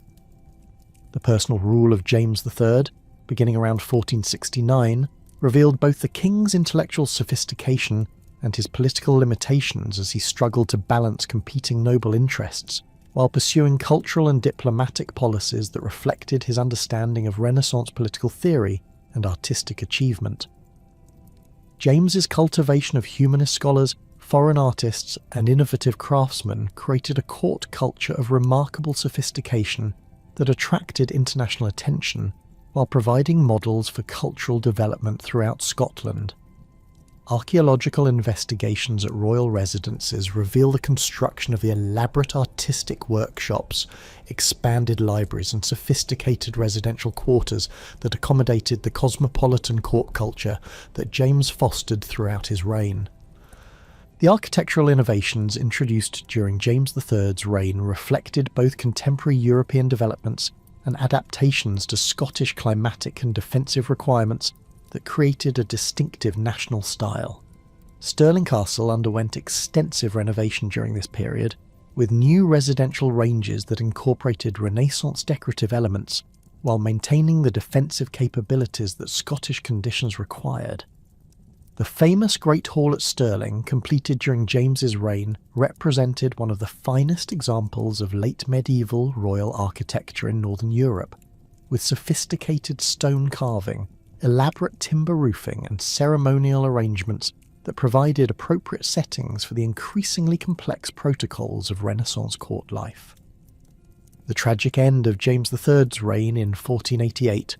when he died following the Battle of Sauchiburn after being defeated by a coalition of nobles supporting his teenage son, demonstrated the continuing challenges that Stuart monarchy faced in balancing royal authority with noble independence while adapting to the changing requirements of early modern statecraft. The circumstances surrounding James's death, including his apparent murder by unknown assailants while seeking sanctuary after the battle, created a traumatic precedent that would influence Scottish political culture for generations. Archaeological evidence from the battlefield area reveals scattered military artefacts that confirm contemporary accounts of the fighting, while the hasty burial arrangements for the dead king reflected the political chaos that accompanied this dynastic transition. The accession of James IV in 1488 marked the beginning of the most successful period of Stuart monarchy, as the new king combined youthful energy with sophisticated political judgment and genuine commitment to Scottish independence and cultural achievement. James IV's education had provided him with fluency in multiple languages, detailed knowledge of European political developments, and appreciation for Renaissance artistic and intellectual achievements that enabled him to transform Scotland into a recognised European power. Archaeological evidence from the early years of his reign reveals extensive construction projects at royal residences, systematic modernisation of governmental facilities, and increased production of luxury goods that reflected the kingdom's growing prosperity and cultural confidence. The Renaissance transformation of Scottish court culture during James IV's reign encompassed not only artistic and intellectual developments, but also fundamental changes in governmental organisation, diplomatic practice, and military technology that adapted traditional Scottish institutions to the requirements of early modern European statecraft. The systematic recruitment of foreign specialists in artillery, navigation, architecture, and other technical fields provided Scottish institutions with access to the latest European innovations, while training native practitioners who could maintain and develop these capabilities independently. Contemporary records reveal the remarkable scope of this cultural transformation, with detailed accounts of artistic commissions, scholarly exchanges, and technological innovations that established Scotland as a centre of Renaissance achievement comparable to the most advanced European courts. The construction of Holyrood Palace during James IV's reign represented the culmination of Scottish Renaissance architecture, combining traditional defensive requirements with innovative residential and ceremonial facilities that provided appropriate settings for the increasingly elaborate protocols of early modern monarchy. The palace's design incorporated the latest developments in European residential architecture, while adapting these innovations to Scottish climatic conditions and defensive requirements that remained relevant despite the kingdom's growing diplomatic sophistication.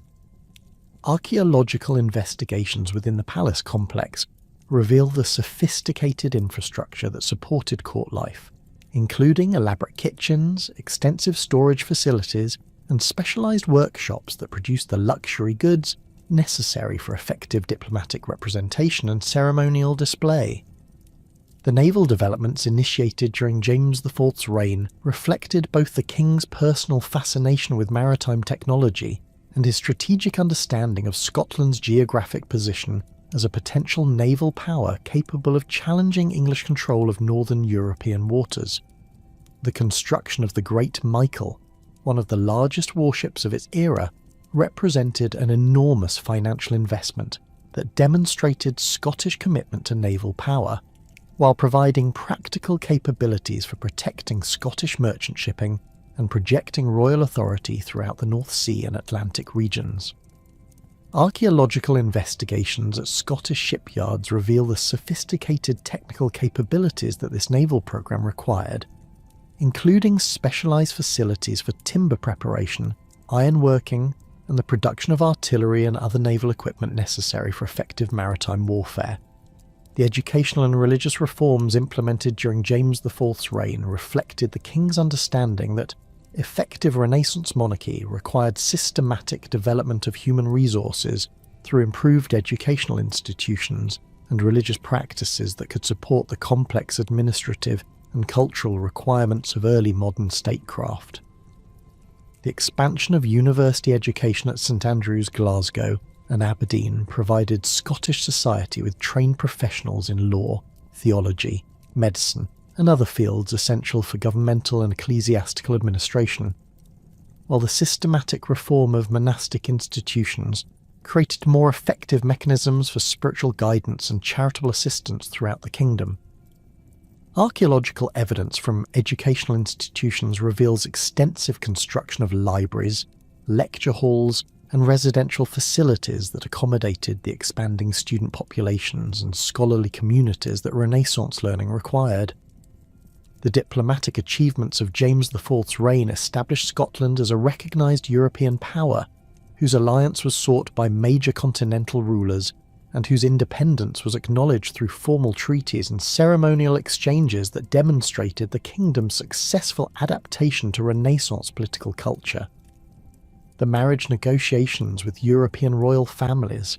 the systematic exchange of diplomatic missions with France, Spain, and other major powers, and the complex alliance systems that James constructed throughout his reign revealed sophisticated understanding of international politics and genuine commitment to maintaining Scottish independence through active participation in European affairs rather than passive acceptance of English hegemony.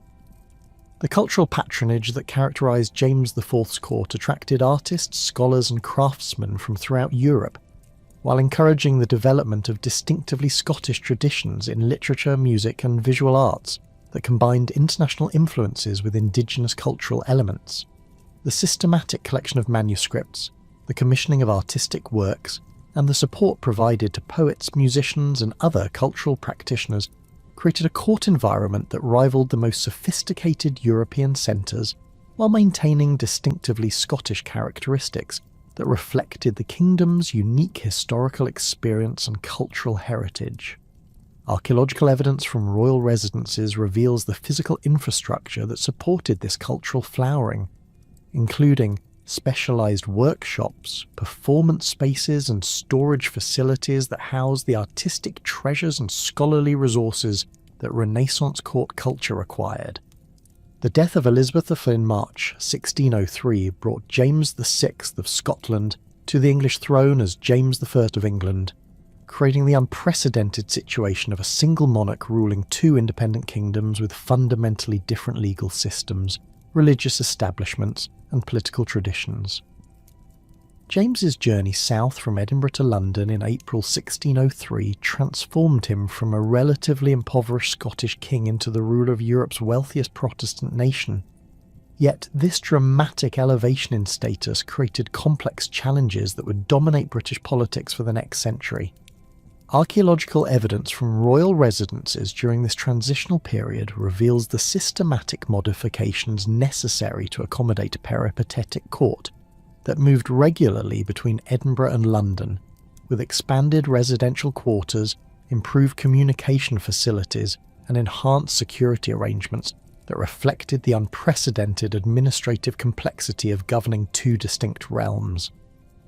James's vision of closer union between his kingdoms encountered immediate resistance from both English and Scottish political establishments, who recognised that institutional merger would threaten the distinctive legal, religious and cultural traditions that defined their separate national identities. The English Parliament's rejection of James's proposals for formal political union reflected deep-seated concerns about Scottish influence over English domestic affairs, while Scottish nobles feared that closer integration would reduce their traditional autonomy and expose them to English administrative control. Contemporary documents reveal the sophisticated constitutional arguments employed by opponents of union, including detailed legal analyses of the incompatibilities between English common law and Scottish civil law traditions, theological disputes about episcopacy versus Presbyterian church government, and economic concerns about the potential redistribution of resources between the two kingdoms. The practical difficulties of governing two kingdoms with separate legal systems became apparent immediately as James struggled to coordinate policies that required consistent implementation across both realms, while respecting the distinctive institutional traditions that his subjects considered essential to their political identity. English common law, with its emphasis on precedent and jury trials, operated according to fundamentally different principles than Scottish civil law, which incorporated Roman legal concepts and relied heavily on written codes and professional judges. Archaeological investigations at courts of justice in both kingdoms reveal the physical modifications necessary to accommodate the expanded administrative apparatus that dual monarchy required, including new record repositories, expanded courtrooms, and improved communication systems that enabled coordination between Edinburgh and London. Religious differences between the two kingdoms created even more complex challenges, as James attempted to maintain his position as head of the Church of England while preserving the Presbyterian system that had been established in Scotland following the Reformation. The episcopal structure that governed the English Church, with its hierarchy of bishops appointed by royal authority, conflicted fundamentally with Scottish Presbyterian principles that emphasised the spiritual independence of the Church and the authority of elected presbyteries over local congregations. James's efforts to introduce episcopal elements into Scottish church government encountered fierce resistance from Presbyterian ministers who viewed such innovations as threats to the religious settlement that had been achieved through decades of struggle against Catholic and episcopal influences. The Hampton Court Conference of 1604 demonstrated James's sophisticated understanding of theological controversy and his determination to establish religious policies that could satisfy both English Episcopal and Scottish Presbyterian sensibilities while maintaining royal supremacy over ecclesiastical affairs. The conference brought together leading representatives of different Protestant traditions to discuss disputed questions about church government, liturgical practices, and doctrinal formulations that had created tensions within both kingdoms. Contemporary records reveal the remarkable theological learning that James displayed during these proceedings, with detailed knowledge of patristic sources, biblical scholarship, and contemporary European religious developments that impressed even his critics while advancing his political objectives through intellectual persuasion rather than simple royal command. The Gunpowder Plot of November 1605 created new security challenges for James's government while providing opportunities to strengthen royal authority through systematic suppression of Catholic political activity throughout both kingdoms. The discovery of the conspiracy to blow up Parliament during the state opening ceremony revealed the continuing threat that Catholic extremism posed to Protestant monarchy, while the subsequent investigation uncovered extensive networks of Catholic resistance that extended throughout England and into Scotland. Archaeological investigations at sites associated with the plot have revealed hidden chambers, concealed passages, and secret storage areas that Catholic conspirators used to hide weapons, religious materials, and communications that supported their clandestine activities against Protestant government. The systematic persecution of Catholics that followed the Gunpowder Plot involved comprehensive legal and administrative measures designed to eliminate Catholic political influence while forcing individual Catholics to choose between their religious convictions and their civil rights. The imposition of heavy fines on Catholic recusants, the exclusion of Catholics from public office, and the systematic search for Catholic priests and religious materials created a climate of suspicion and fear that affected Catholic communities throughout both kingdoms. Contemporary documents reveal the sophisticated intelligence networks that royal officials developed to monitor Catholic activities, including paid informants, intercepted correspondence, and systematic surveillance of suspected Catholic households that provided detailed information about resistance activities and potential security threats. James's efforts to strengthen episcopal authority within the Scottish Church encountered increasingly determined resistance from Presbyterian ministers who viewed such policies as violations of the religious settlement that had been established during the reign of James VI. The 5 Articles of Perth, imposed by royal authority in 1618, required Scottish congregations to adopt practices including kneeling during communion, private baptism, private communion for the sick, confirmation by bishops, and observance of Christian holy days that Presbyterians considered incompatible with Reformed theology and church government. Archaeological evidence from Scottish churches reveals the physical modifications necessary to implement these requirements, including the installation of communion rails, the construction of baptismal fonts, and the creation of separate spaces for private ceremonies that traditional Presbyterian worship had not required.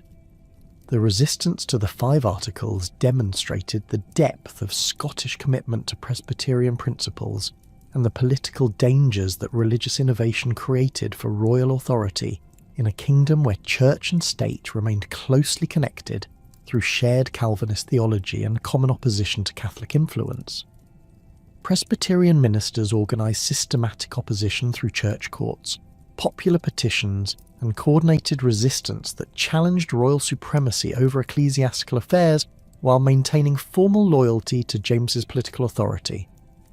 Contemporary records reveal the sophisticated theological and legal arguments that Presbyterian leaders employed to justify their resistance, including detailed analyses of biblical authority, historical precedents, and constitutional principles that supported their claims for ecclesiastical independence.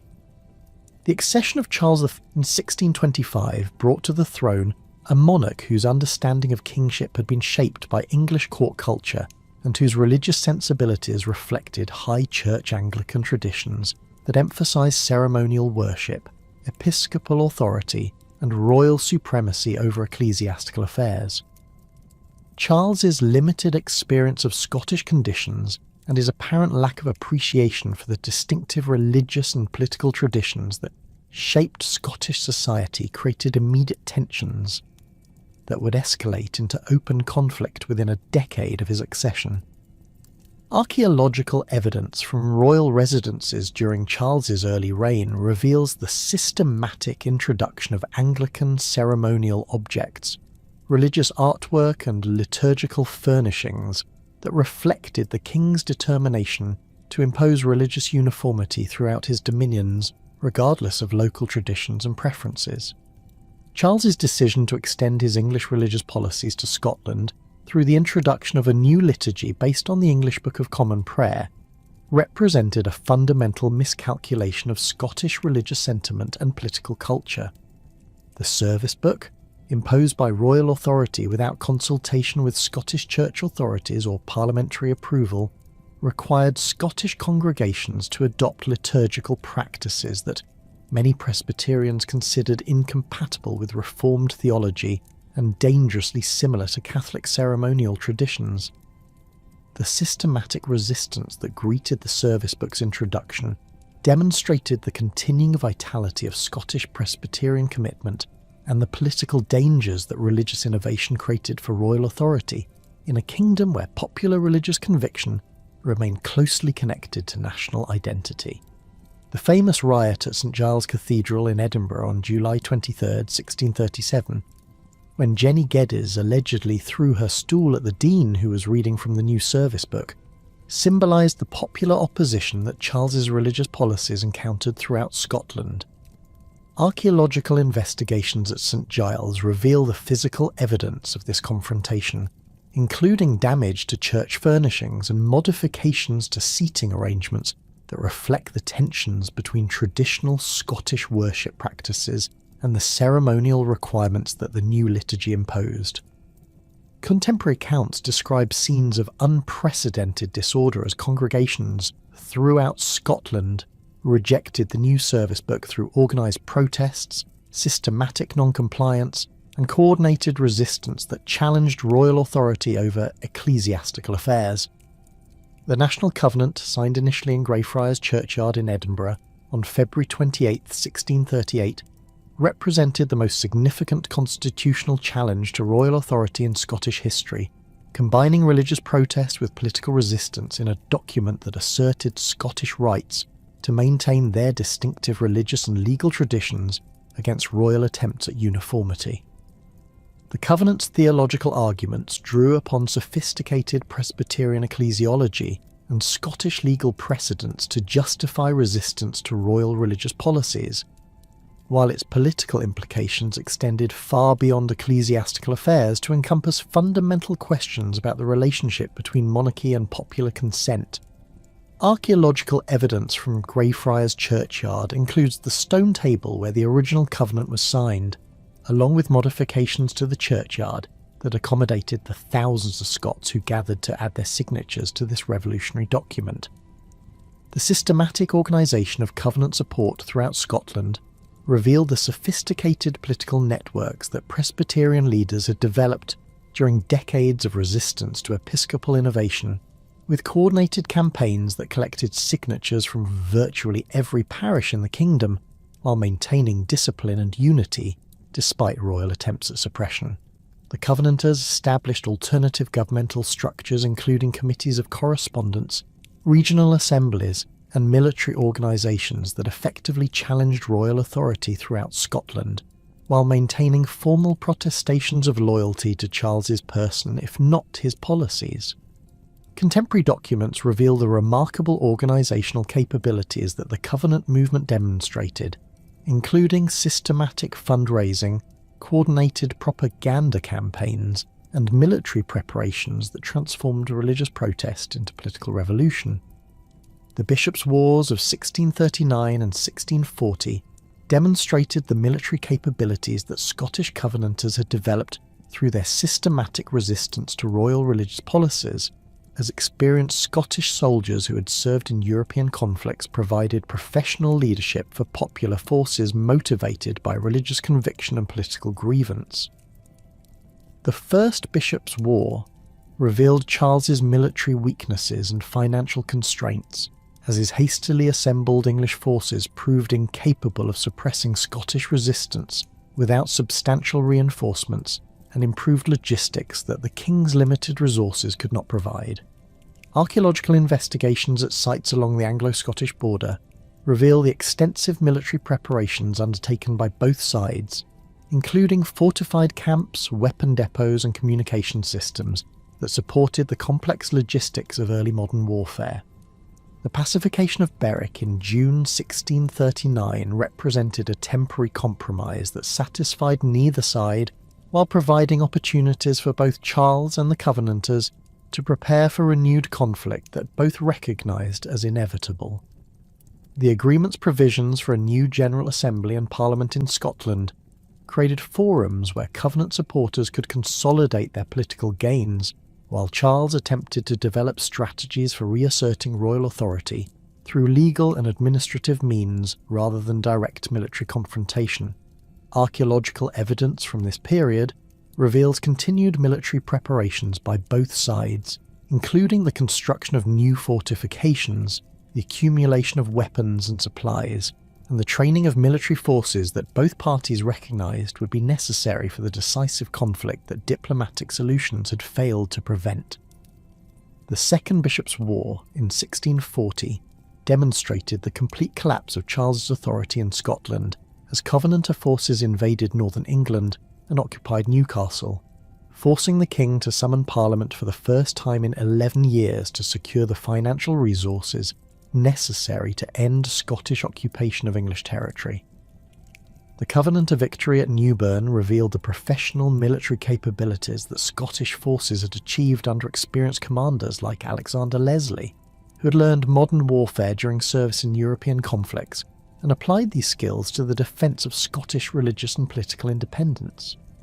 Archaeological investigations at Newburn have uncovered evidence of the battle, including Scottish and English military artefacts that confirm contemporary accounts of the fighting, while revealing the superior organisation and equipment that enabled Scottish victory. The occupation of Newcastle by Scottish forces created unprecedented leverage for Covenant negotiators, who demanded not only religious concessions, but also substantial financial compensation for their military expenses and guarantees of Scottish parliamentary and ecclesiastical autonomy that effectively ended royal attempts at administrative uniformity between the kingdoms. The Treaty of Ripon in October 1640 formalised these arrangements while requiring Charles to pay £850 per day for the maintenance of Scottish forces until a permanent settlement could be negotiated, creating financial pressures that forced the king to cooperate with English parliamentary demands for constitutional reform. Contemporary documents reveal the sophisticated negotiating strategies that Scottish representatives employed, combining military pressure with diplomatic skill to achieve political objectives that had seemed impossible when their resistance began. The outbreak of civil war in England during 1642 created new opportunities for Scottish political leaders to advance their constitutional and religious objectives through strategic alliance with English parliamentary forces who shared Covenanter opposition to royal absolutism and episcopal church government. The Solemn League and Covenant of 1643 formalised this alliance through agreements that promised to establish Presbyterian church government throughout Britain, while providing Scottish military assistance for parliamentary forces fighting against royal armies. Archaeological evidence from Scottish military preparations reveals the substantial resources that the Covenant government devoted to this intervention, including the manufacture of weapons, the training of soldiers, and the construction of supply depots that supported Scottish operations in northern England. The Scottish intervention in the English Civil War involved approximately 20,000 troops under the command of Alexander Leslie, representing the largest Scottish military expedition into England since the medieval period and demonstrating the organisational capabilities that the Covenant regime had developed during its resistance to royal authority. Scottish forces played crucial roles in parliamentary victories at Marston Moor and other engagements, while Scottish negotiators participated in the complex diplomatic manoeuvring that characterised the Civil War period. Contemporary military records reveal the professional standards that Scottish forces maintained throughout their English service, with detailed accounts of military discipline, logistical organisation, and tactical coordination that impressed even their English allies while advancing Scottish political objectives through military success. The execution of Charles I in January 1649 created unprecedented constitutional challenges for Scottish political leaders, who had opposed the king's policies while maintaining formal loyalty to monarchical government and who now faced the prospects of republican rule that threatened traditional Scottish institutions and social structures. The Scottish Parliament's immediate proclamation of Charles II as king demonstrated continuing commitment to monarchical government while creating new conflicts with the English Commonwealth that viewed Scottish royalism as a threat to republican stability. Archaeological evidence from royal residences in Scotland reveals hasty preparations for Charles II's anticipated return, including repairs to ceremonial facilities and the preparation of regalia and other symbols of royal authority that Scottish leaders hoped to use in restoring traditional monarchy. The Cromwellian conquest of Scotland between 1650 and 1652 represented the first successful English occupation of the entire Scottish kingdom, as professional parliamentary forces under Oliver Cromwell systematically defeated Scottish armies that had been weakened by political divisions between Presbyterian Covenanters and Royalist supporters of Charles II. The Battle of Dunbar in September 1650 demonstrated Cromwell's tactical superiority and the limitations of Scottish military leadership, as overconfident Scottish commanders allowed their numerically superior forces to be outmanoeuvred and destroyed by experienced English troops fighting on terrain that favoured defensive tactics. Archaeological investigations at Dunbar have revealed evidence of the battle, including military artefacts and mass graves that confirm contemporary accounts of the Scottish defeat, while illustrating the devastating effectiveness of professional military organisation against amateur forces motivated primarily by religious and political conviction. The Battle of Worcester in September 1651 completed the destruction of Scottish military resistance, as the remnants of Scottish royalist forces were annihilated by Cromwellian troops who had perfected their tactical coordination through years of civil war experience. Charles II's escape following the battle ended Scottish hopes for immediate restoration of traditional monarchy, while demonstrating the complete collapse of military opposition to English republican rule. Archaeological evidence from Worcester reveals the scale of Scottish losses, with weapon deposits and burial sites that confirm contemporary accounts of the comprehensive defeat that ended organised Scottish resistance to Cromwellian occupation. The Cromwellian occupation of Scotland involved systematic transformation of Scottish governmental, legal and religious institutions according to English republican principles that eliminated traditional Scottish autonomy while attempting to integrate Scotland into a unified British Commonwealth. English military governors replaced traditional Scottish administrative structures, while English legal procedures superseded Scottish civil law in many areas, and English-appointed clergy displaced Presbyterian ministers who refused to accept republican authority.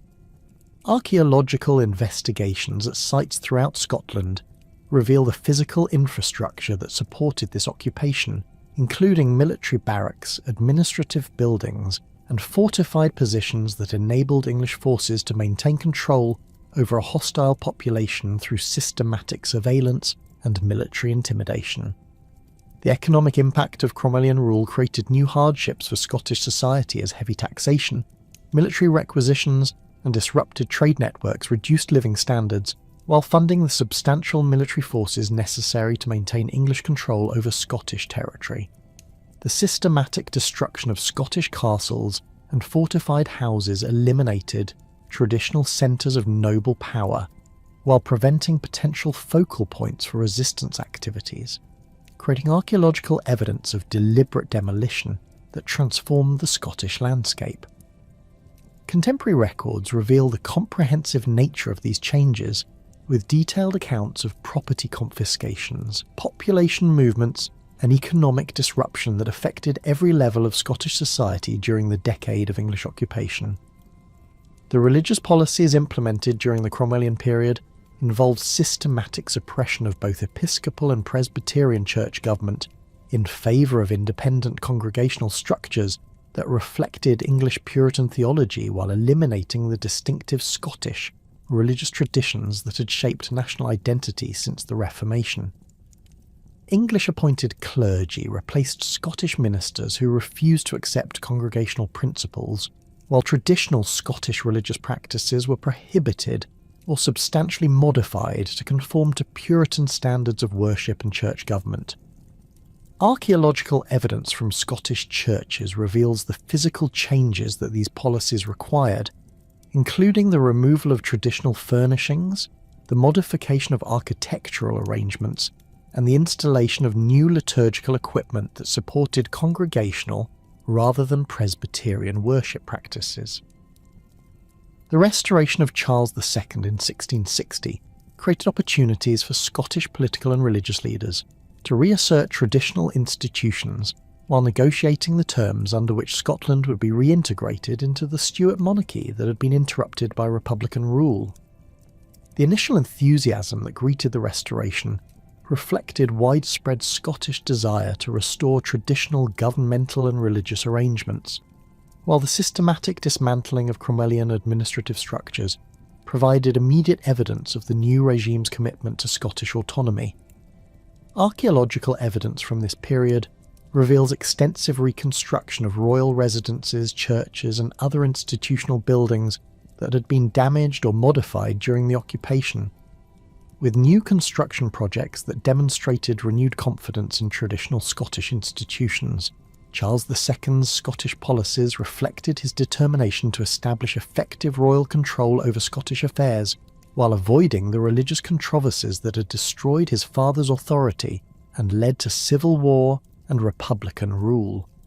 The re-establishment of Episcopal Church government in Scotland represented a calculated compromise that satisfied royal requirements for ecclesiastical control while providing Presbyterian ministers with opportunities to retain their positions through conformity to episcopal authority. Archaeological investigations at Scottish churches reveal the systematic modifications necessary to restore episcopal worship practices, including the reinstallation of communion rails, the construction of episcopal thrones, and the modification of church layouts to accommodate ceremonial requirements that Presbyterian worship had eliminated.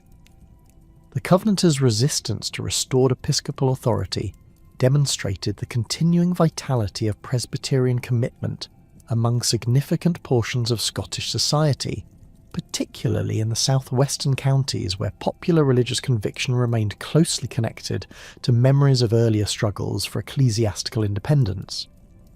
The systematic persecution of non-conforming ministers and their supporters involved comprehensive legal and administrative measures designed to force compliance with Episcopal Church government while eliminating organised opposition to royal religious policies. Contemporary documents reveal the sophisticated surveillance networks that royal officials developed to monitor Covenanter activities, including paid informants, systematic searches, and coordinated military operations that attempted to suppress Presbyterian resistance through a combination of legal prosecution and military intimidation.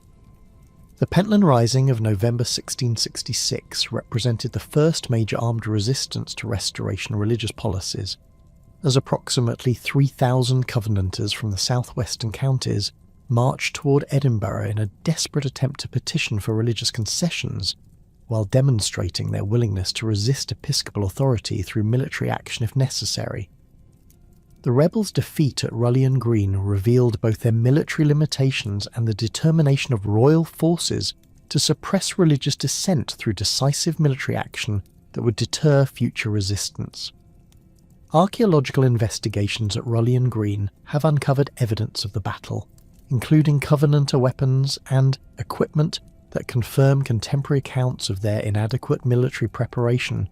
while illustrating the courage that religious conviction provided in the face of professional military opposition. The systematic persecution that followed the Pentland Rising involved public executions, property confiscations, and systematic harassment of suspected Covenanter sympathisers that created a climate of terror throughout southwestern Scotland while demonstrating royal determination to eliminate Presbyterian resistance through exemplary punishment.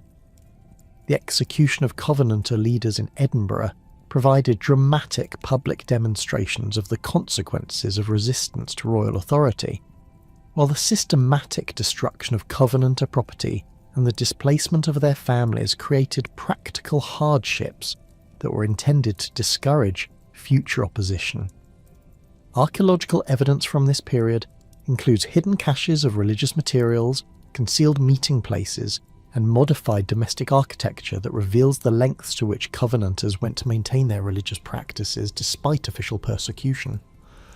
The killing time of the 1680s represented the culmination of royal efforts to suppress Covenanter resistance through systematic military operations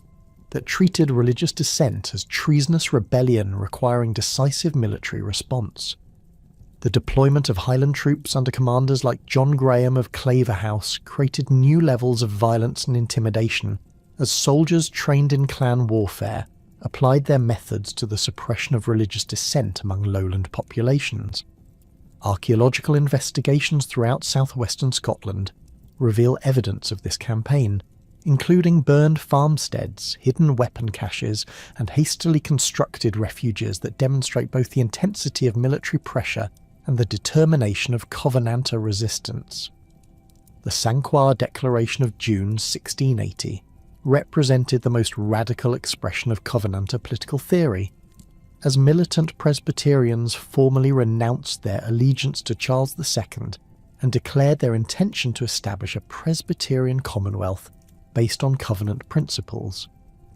This revolutionary document reflected the desperation of Covenanter extremists who had concluded that compromise with episcopal authority was impossible and that only complete political transformation could secure Presbyterian religious freedom.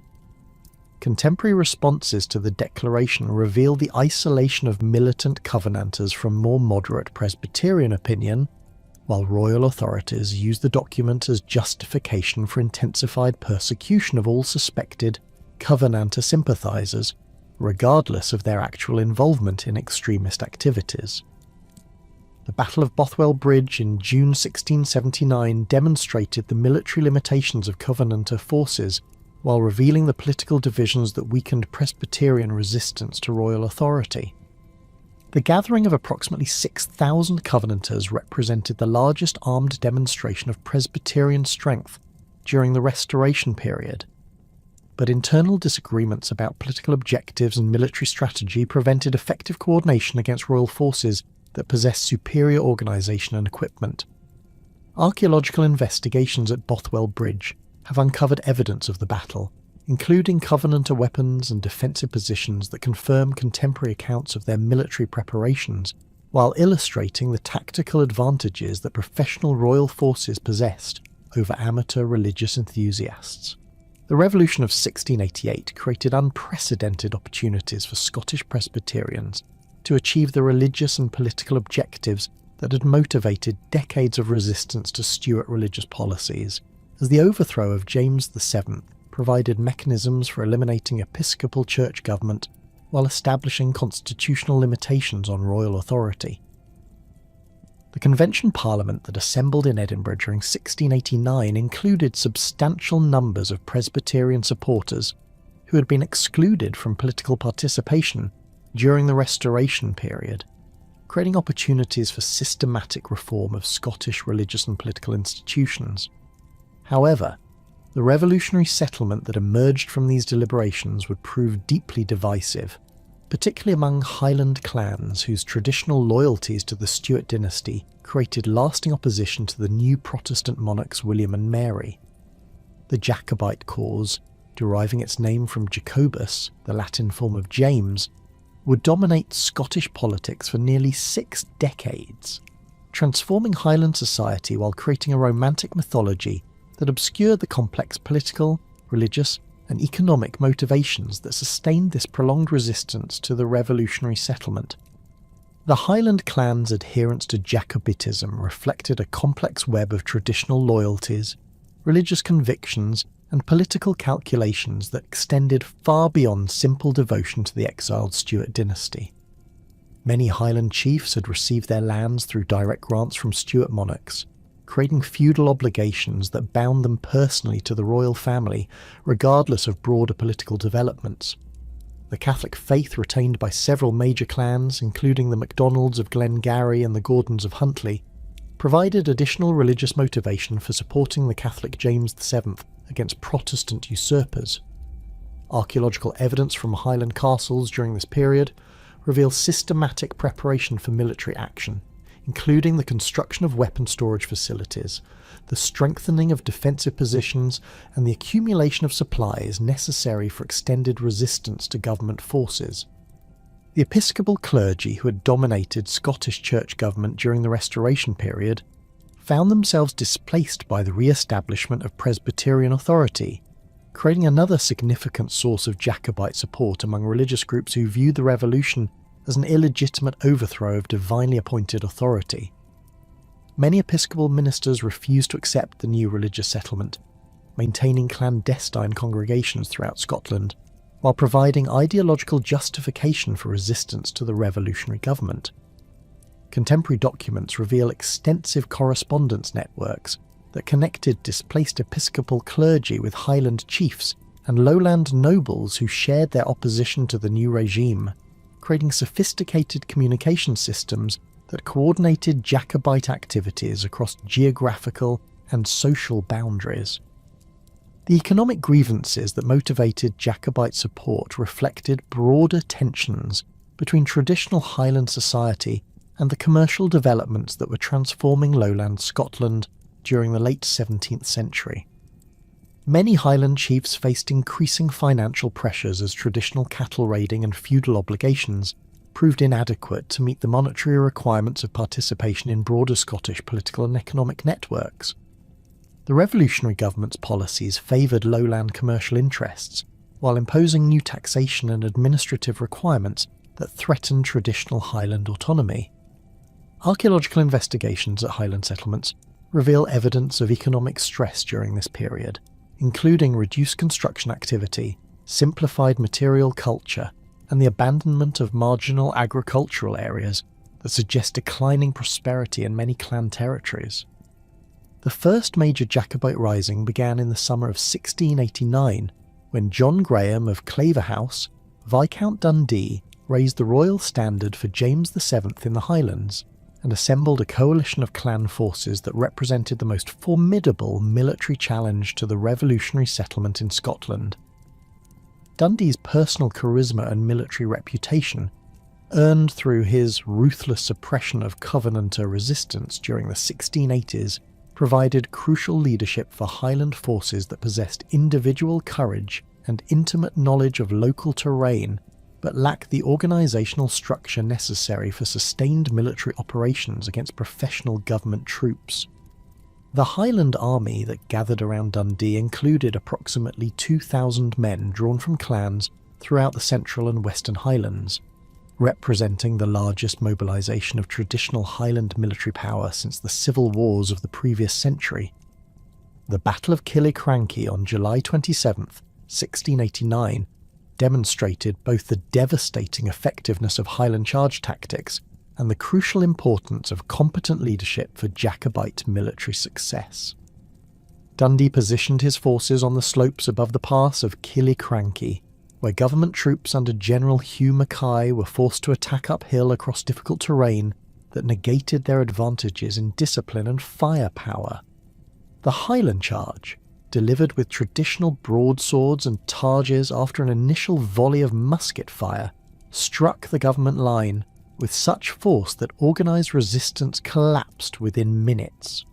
Archaeological investigations at Killiecrankie have uncovered evidence of the battle, including musket balls, sword fragments, and pieces of military equipment scattered across the battlefield, while the discovery of mass burial sites confirms contemporary accounts of heavy government casualties during the Highland pursuit of fleeing troops. Dundee's death during the moment of victory at Killiecrankie eliminated the one leader capable of transforming Highland military success into broader political achievement, as subsequent Jacobite commanders lacked both his military expertise and his ability to coordinate diverse clan interests towards common objectives. The Highland army's advance toward the Lowlands following Killiecrankie revealed the limitations of traditional clan warfare when applied to sustained military campaigns, requiring complex logistics and coordinated strategy. The Siege of Dunkeld in August 1689 demonstrated these problems clearly, as Highland forces proved incapable of reducing a fortified position defended by disciplined troops with adequate supplies and ammunition. The failure of the 1689 Rising established patterns that would characterise subsequent Jacobite military efforts throughout the following decades, including initial Highland enthusiasm that could achieve dramatic tactical successes, followed by organisational breakdown that prevented strategic exploitation of military victories. The clan's traditional emphasis on individual heroism and clan honour created military formations that excelled in shock combat, but struggled with the sustained discipline necessary for siege warfare, extended campaigns, and coordinated operations involving multiple clan contingents with competing loyalties and objectives. Government forces learned valuable lessons from their early defeats, developing tactical doctrines and logistical systems specifically designed to counter Highland military advantages while exploiting clan weaknesses in organisation and supply. The massacre of Glencoe in February 1692 represented the government's systematic attempt to terrorise Highland clans into submission through exemplary violence that would demonstrate the consequences of continued Jacobite resistance. The massacre's planning involved detailed coordination between government officials in Edinburgh and London, with specific instructions for the elimination of the McKeon MacDonalds of Glencoe as punishment for their delayed submission to William and Mary. The troops assigned to carry out the massacre were billeted with the MacDonalds for nearly 2 weeks before receiving orders to kill their hosts, creating a violation of Highland hospitality customs that shocked contemporaries and provided Jacobite propagandists with powerful evidence of a government brutality. Archaeological evidence from Glencoe reveals the thoroughness of the government's assault, with burned foundations of destroyed houses, hastily buried personal possessions, and evidence of hasty flight that confirms contemporary accounts of the massacre's scope and violence. The systematic destruction of the MacDonalds' cattle, the burning of their houses, and the murder of men, women, and children created a scene of devastation that was intended to serve as a warning to other potentially rebellious clans. The massacre's impact extended far beyond its immediate victims to create lasting resentment throughout the Highlands, while providing Jacobite recruiters with powerful arguments about government tyranny and the need for Stuart restoration to protect Highland rights and traditions.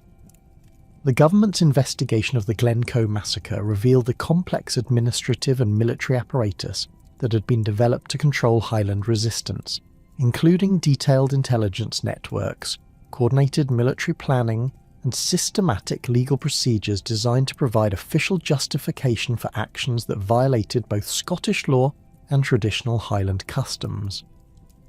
The parliamentary inquiry that followed the massacre exposed the involvement of high government officials while demonstrating the systematic nature of anti-Highland policies that treated clan society as an inherent threat to political stability that required elimination through military force and administrative pressure. The economic warfare that accompanied military operations against Jacobite clans involved systematic destruction of Highland agricultural resources, the confiscation of cattle and other livestock, and the disruption of traditional trade networks that connected Highland communities to lowland markets. Government forces burned grain stores, destroyed mills and other processing facilities, and systematically eliminated the economic infrastructure that supported clan society. Archaeological investigations throughout the Highlands reveal evidence of this economic destruction, including burned storage buildings, abandoned settlements, and the hasty concealment of valuable goods that clan members hoped to preserve from government confiscation. The Union of 1707 created new political dynamics that both strengthened and complicated Jacobite resistance, as the formal merger of Scottish and English parliaments eliminated traditional Scottish political institutions while creating new opportunities for foreign intervention on behalf of the exiled Stuart dynasty. Many Scots who had previously supported the revolutionary settlement became alienated by the Union's economic provisions, which appeared to favour English commercial interests while imposing new taxation and administrative requirements on Scottish society. Archaeological evidence from this period reveals reduced construction activity at many Scottish noble residences, suggesting economic difficulties that may have increased receptivity to Jacobite arguments about the benefits of Stuart restoration. The 1715 Rising represented the most serious Jacobite challenge to the Hanoverian succession, as the death of Queen Anne and the accession of George I provided opportunities for supporters of the exiled James VIII to argue that the Protestant succession violated Scottish rights and interests. The Earl of Mar's decision to raise the standard for James VIII at Braemar in September 1715 attracted support from Highland clans and Lowland nobles who had been excluded from political influence under the new Hanoverian regime. The Jacobite army that assembled in the Highlands during the autumn of 1715 numbered approximately 10,000 men, representing the largest mobilisation of anti-government forces since the civil wars of the previous century. The military operations of 1715 revealed both the potential strength of Jacobite resistance and the continuing organisational problems that prevented effective coordination of diverse clan and noble interests toward common strategic objectives. The Battle of Sheriff Muir in November 1715 demonstrated these problems clearly, as neither Jacobite nor government forces achieved decisive victory despite substantial casualties on both sides. The battle's inconclusive outcome reflected the tactical stalemate that developed when Highland charge tactics encountered disciplined government troops fighting in favourable defensive positions with adequate artillery support. Archaeological investigations at Sheriff Muir have uncovered evidence of the battle's intensity, including numerous musket balls, cannon fragments, and pieces of military equipment scattered across the battlefield. The discovery of hastily constructed field fortifications reveals the defensive preparations that both armies made during the extended manoeuvring that preceded the main engagement. Contemporary accounts describe confused fighting that continued throughout the day as different sections of both armies achieved local successes, while overall command and control broke down under the stress of combat conditions. The collapse of the 1715 Rising following James VIII's brief appearance in Scotland demonstrated the crucial importance of effective leadership and foreign support for Jacobite military success. James's personal limitations as a military commander, combined with the failure of promised French assistance to materialise in sufficient quantities, left Highland forces without the resources necessary to sustain extended resistance against government armies that possessed superior organisation, equipment, and financial resources. The systematic government reprisals that followed the Rising included mass executions, property confiscations, and the construction of new military installations throughout the Highlands that were designed to prevent future rebellions through permanent military occupation of clan territories. The disarming acts passed following the 1715 Rising represented systematic attempts to eliminate the military capabilities that had sustained Highland resistance through the confiscation of weapons, the prohibition of traditional Highland dress, and the destruction of clan military organisation. Government troops conducted house-to-house searches throughout the Highlands, confiscating swords, muskets, pistols and other weapons, while imposing heavy penalties on clan members who failed to surrender their arms voluntarily. Archaeological evidence reveals the extensive efforts that Highland families made to conceal their weapons, including buried caches, hidden chambers, and concealed storage areas that protected valuable swords and other military equipment from government confiscation. The construction of military roads and fortifications throughout the Highlands during the 1720s and 1730s represented the most systematic government effort to transform a Highland society through the imposition of external control and the disruption of traditional clan territories. General George Wade's road-building programme created new transportation networks that allowed rapid movement of government troops while opening Highland areas to external economic and cultural influences that challenged traditional clan autonomy. Archaeological investigations along Wade's roads reveal the sophisticated engineering techniques employed in their construction, including stone bridges, drainage systems, and carefully graded roadways that represented major technological achievements while serving strategic military objectives. The Highland independent companies established during this period provided government forces with local knowledge and military capabilities, while creating opportunities for clan members to serve the Hanoverian regime through legitimate military service. These companies, recruited primarily from clans that had remained loyal to the government during previous risings, developed specialised skills in Highland warfare while maintaining traditional clan military organisation under government control. Contemporary military records reveal the effectiveness of these units in suppressing cattle theft, maintaining order in remote areas, and providing intelligence about potential Jacobite activities throughout the Highland region. The 1719 Rising demonstrated the continuing appeal of Jacobite ideology while revealing the limitations of foreign intervention as a means of achieving Stuart restoration. The Spanish expedition that landed in the Western Highlands included only 300 regular troops, far fewer than the substantial military support that Jacobite planners had expected from their continental allies. The Battle of Glen Shiel in June 1719 resulted in decisive government victory, as Highland forces proved incapable of defending prepared positions against coordinated attacks by government troops supported by artillery and naval gunfire from warships anchored in nearby waters. Archaeological evidence from Glen Shiel reveals the defensive preparations that Jacobite forces made in anticipation of the government attack, including stone breastworks, ammunition storage areas, and observation posts that provided early warning of approaching enemy forces. The battle's outcome demonstrated the continuing tactical superiority of disciplined government troops when fighting under conditions that allowed them to employ their advantages in organisation, equipment, and firepower effectively. The rapid collapse of Jacobite resistance following their defeat at Glen Shiel illustrated the dependence of Highland military effectiveness on initial tactical success and the difficulties that clan forces experience when forced to conduct defensive operations against superior enemy forces. The cultural suppression that accompanied military defeat involved systematic attempts to eliminate Highland traditions, language, and social organisation through legal prohibition and administrative pressure. The ban on Highland dress, implemented following the 1746 Rising but anticipated by earlier legislation, prohibited the wearing of tartan, kilts, and other traditional clothing while imposing severe penalties on violations of these regulations.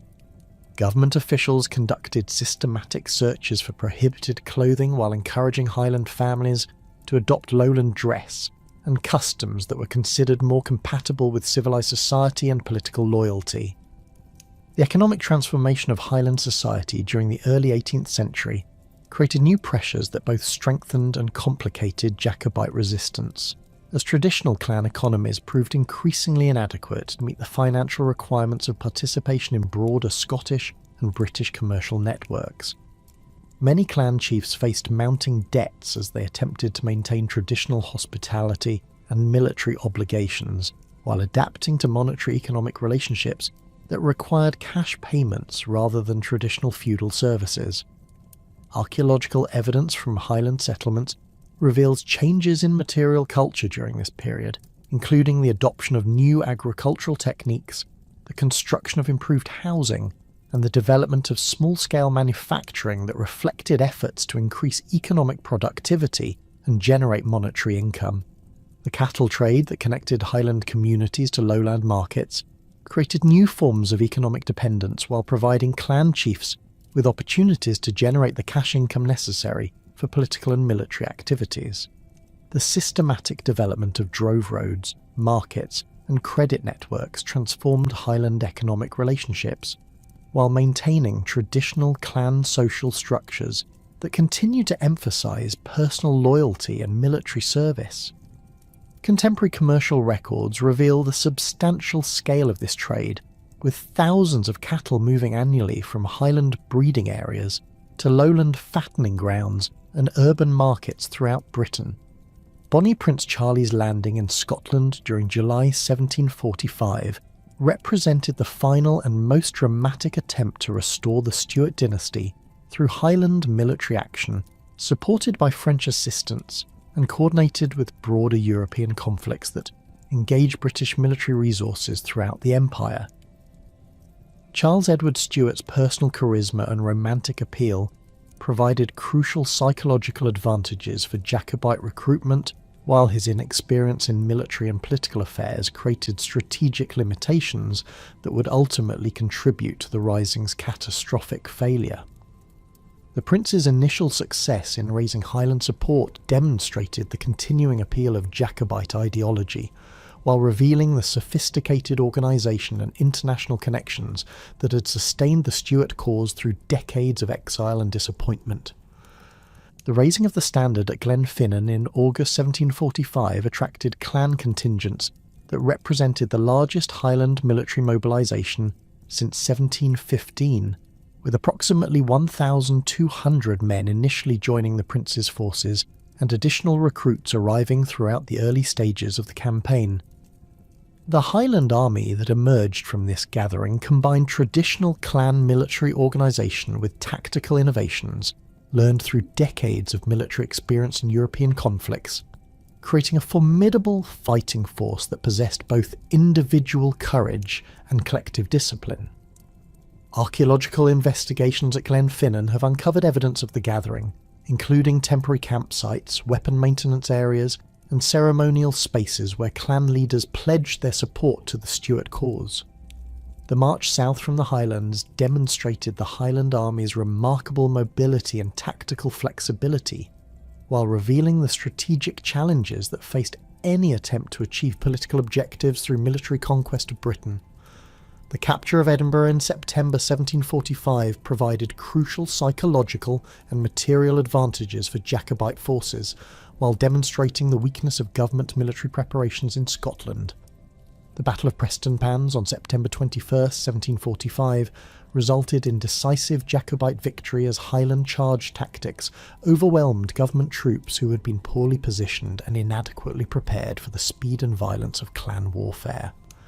Archaeological evidence from Prestonpans reveals the thoroughness of the Jacobite victory, with government military equipment scattered across the battlefield and evidence of hasty flight that confirms contemporary accounts of the government army's collapse. The battle lasted less than 15 minutes, with Highland forces breaking through government lines and pursuing fleeing troops across several miles of countryside. The capture of substantial quantities of military supplies, including artillery, muskets and ammunition,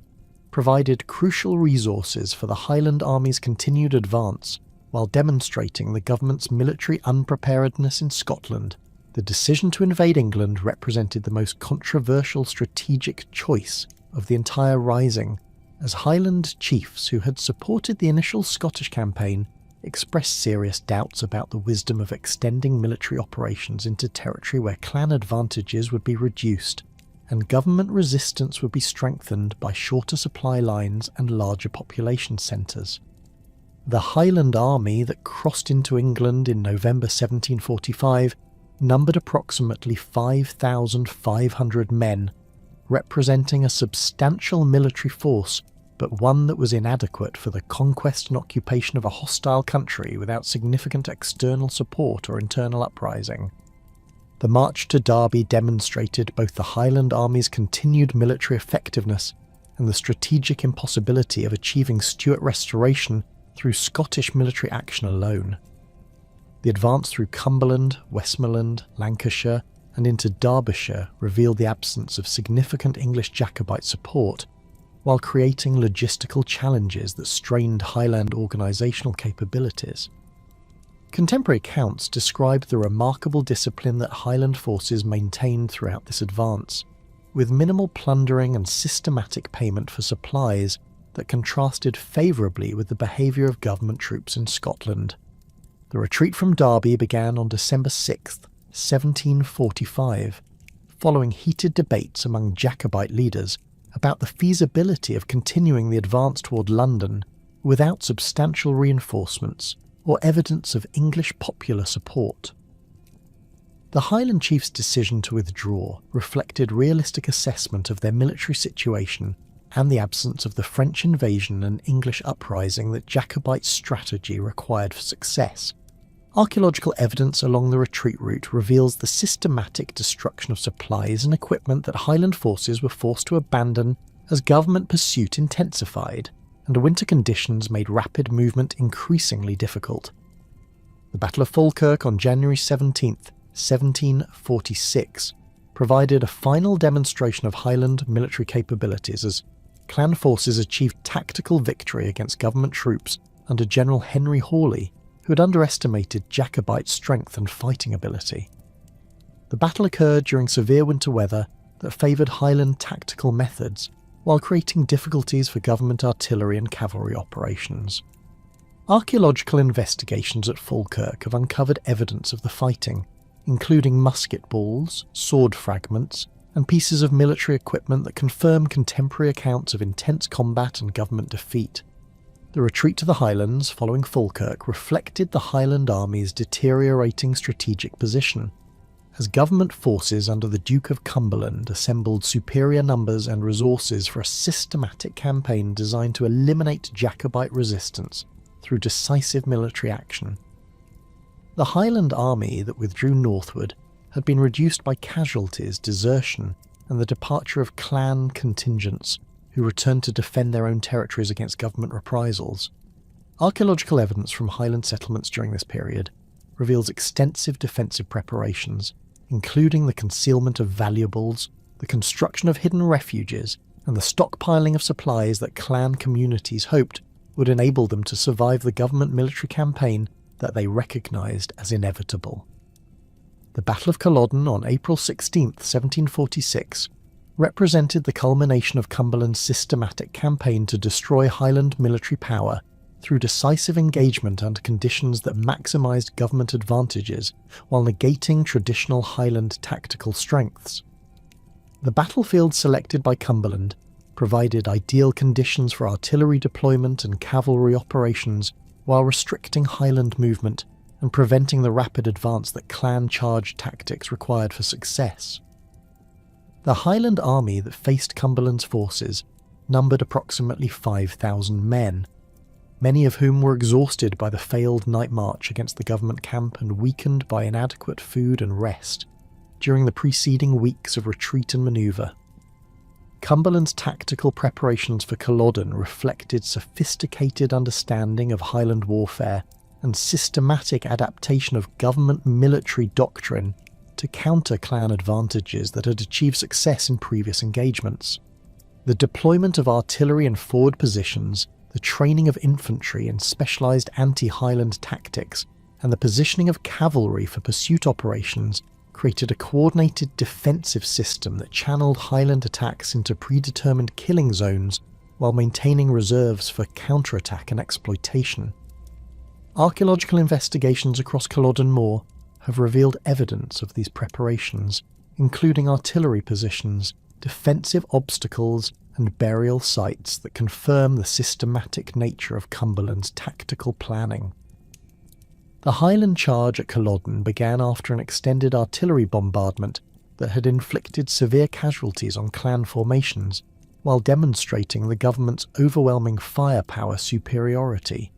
The advance across boggy ground under continued artillery and musket fire revealed the courage that continued to characterise Highland warriors, while illustrating the tactical obsolescence of traditional clan warfare when employed against properly prepared and disciplined opponents. The systematic destruction of Highland formations occurred within 30 minutes as government firepower and coordinated defensive tactics eliminated organised resistance while preventing the close combat conditions where Highland weapons and fighting methods retained effectiveness. The slaughter that followed the collapse of Highland resistance at Culloden reflected Cumberland's determination to eliminate clan military capabilities through systematic killing of wounded and surrendering Jacobites. Government troops pursued fleeing Highlanders across the moor and into surrounding areas, killing indiscriminately while destroying any possibility of renewed resistance. Archaeological evidence from burial sites around Culloden reveals the scale of Highland casualties, with mass graves containing hundreds of bodies that confirm contemporary accounts of the systematic nature of government killing during and after the battle. The aftermath of Culloden involved comprehensive government policies designed to eliminate Highland society as a potential source of political and military resistance through the systematic destruction of clan organisation, traditional culture, and economic structures that had sustained Jacobite resistance for over half a century. Yet even as the Highlands endured unprecedented cultural suppression and military occupation, Scotland as a whole was entering a period of intellectual flowering that would earn Edinburgh the title Athens of the North, and establish the kingdom as one of Europe's most important centres of learning, innovation, and cultural achievement. This remarkable transformation reflected the complex dynamics of union with England, which had eliminated Scotland's political independence, while creating new opportunities for Scottish participation in British imperial expansion and European intellectual networks. The Scottish Enlightenment emerged from the unique circumstances created by the Union of 1707, as Scottish intellectuals found themselves simultaneously marginalised from political power and liberated from the constraints of a small, impoverished kingdom to participate in the broader intellectual and commercial networks of the expanding British Empire. The Presbyterian educational system that had been established during the 17th century provided Scotland with unusually high literacy rates and a sophisticated network of parish schools, grammar schools, and universities that created the intellectual infrastructure necessary for sustained scholarly achievement.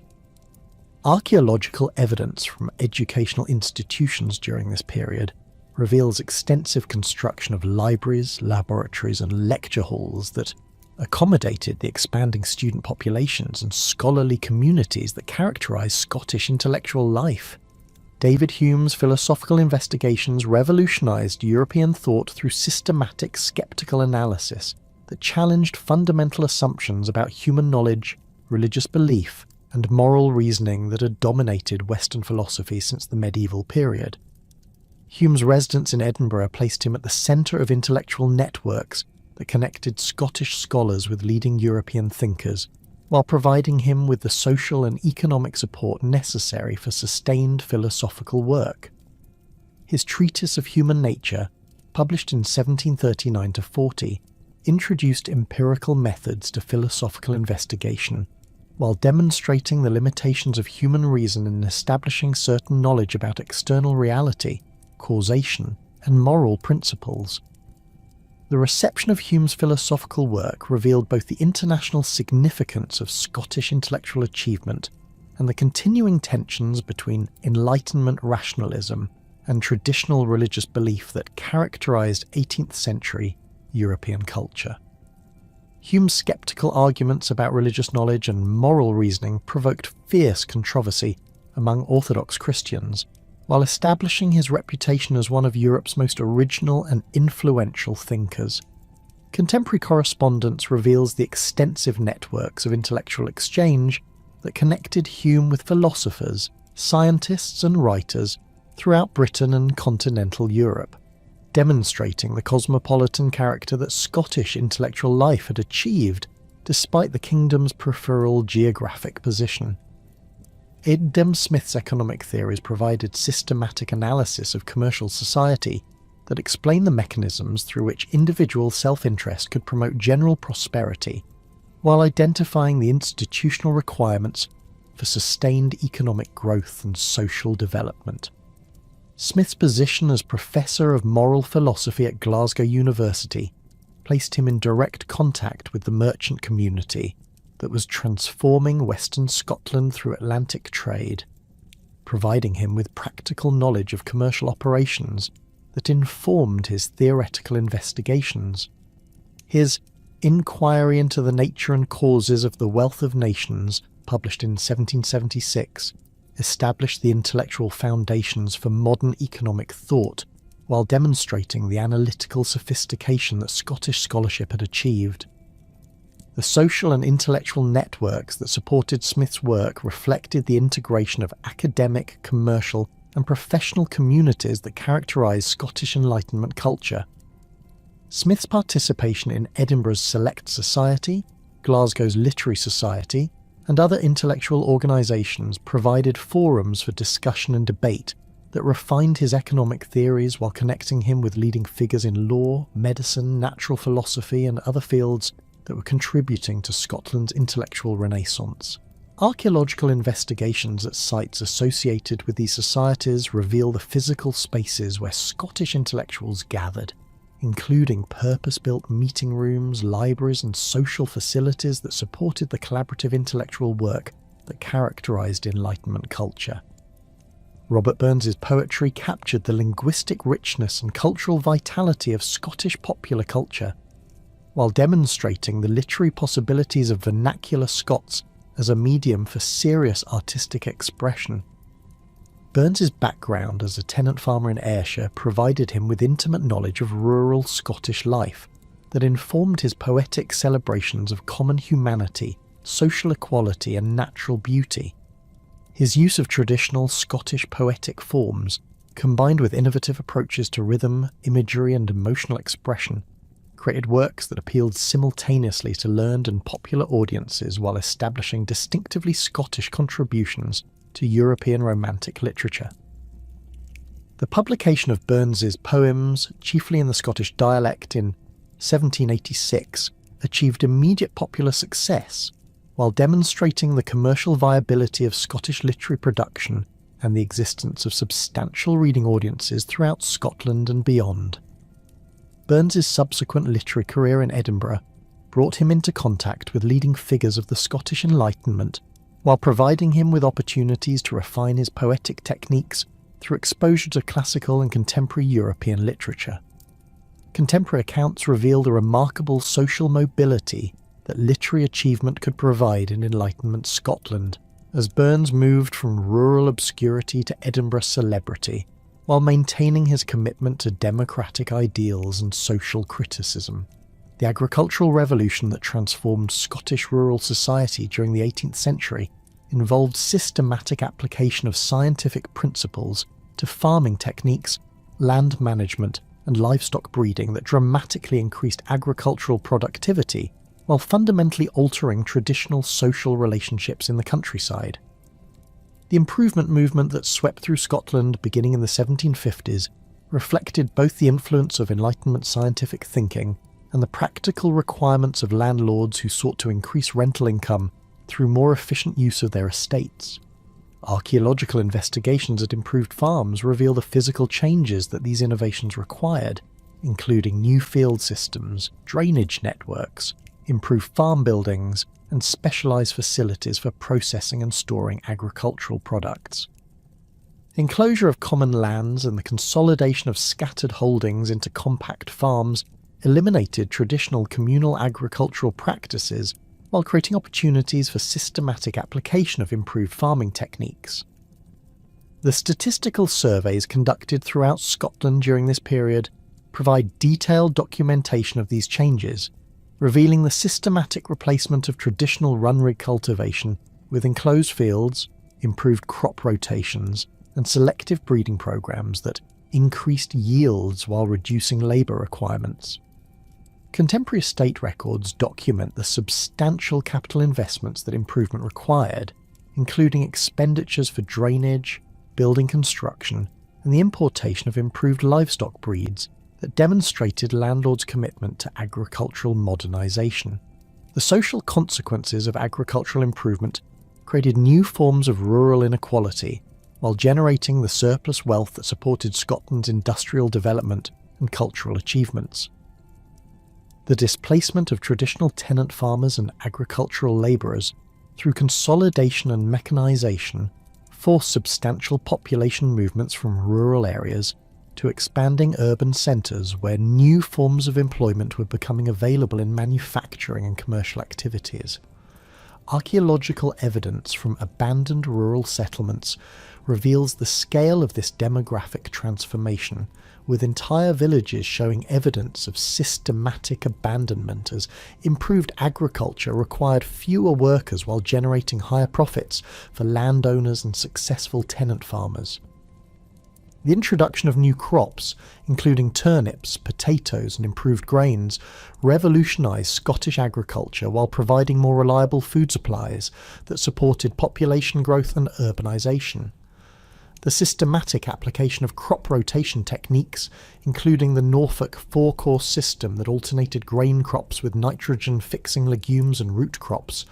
maintained soil fertility while increasing overall productivity. Contemporary agricultural treatises document the scientific principles that guided these improvements,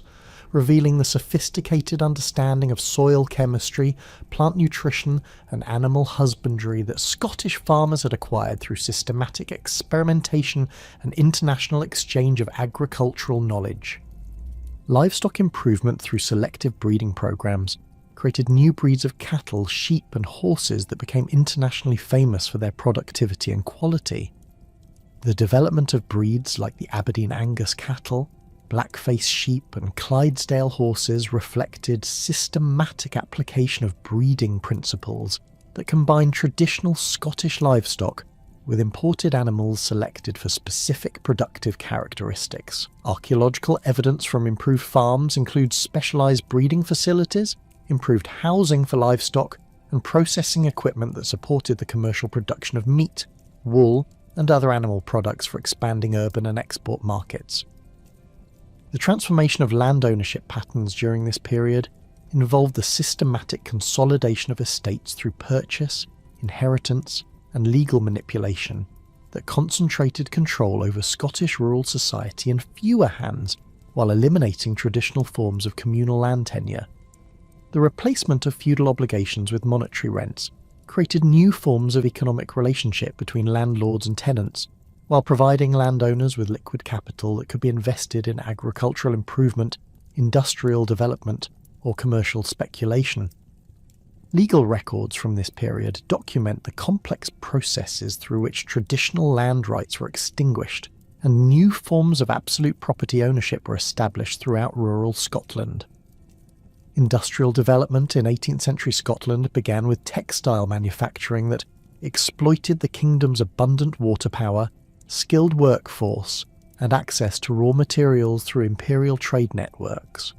The linen industry, which had received systematic government encouragement since the Union, provided the foundation for Scotland's industrial growth through the development of spinning, weaving, and finishing techniques that could compete successfully in international markets.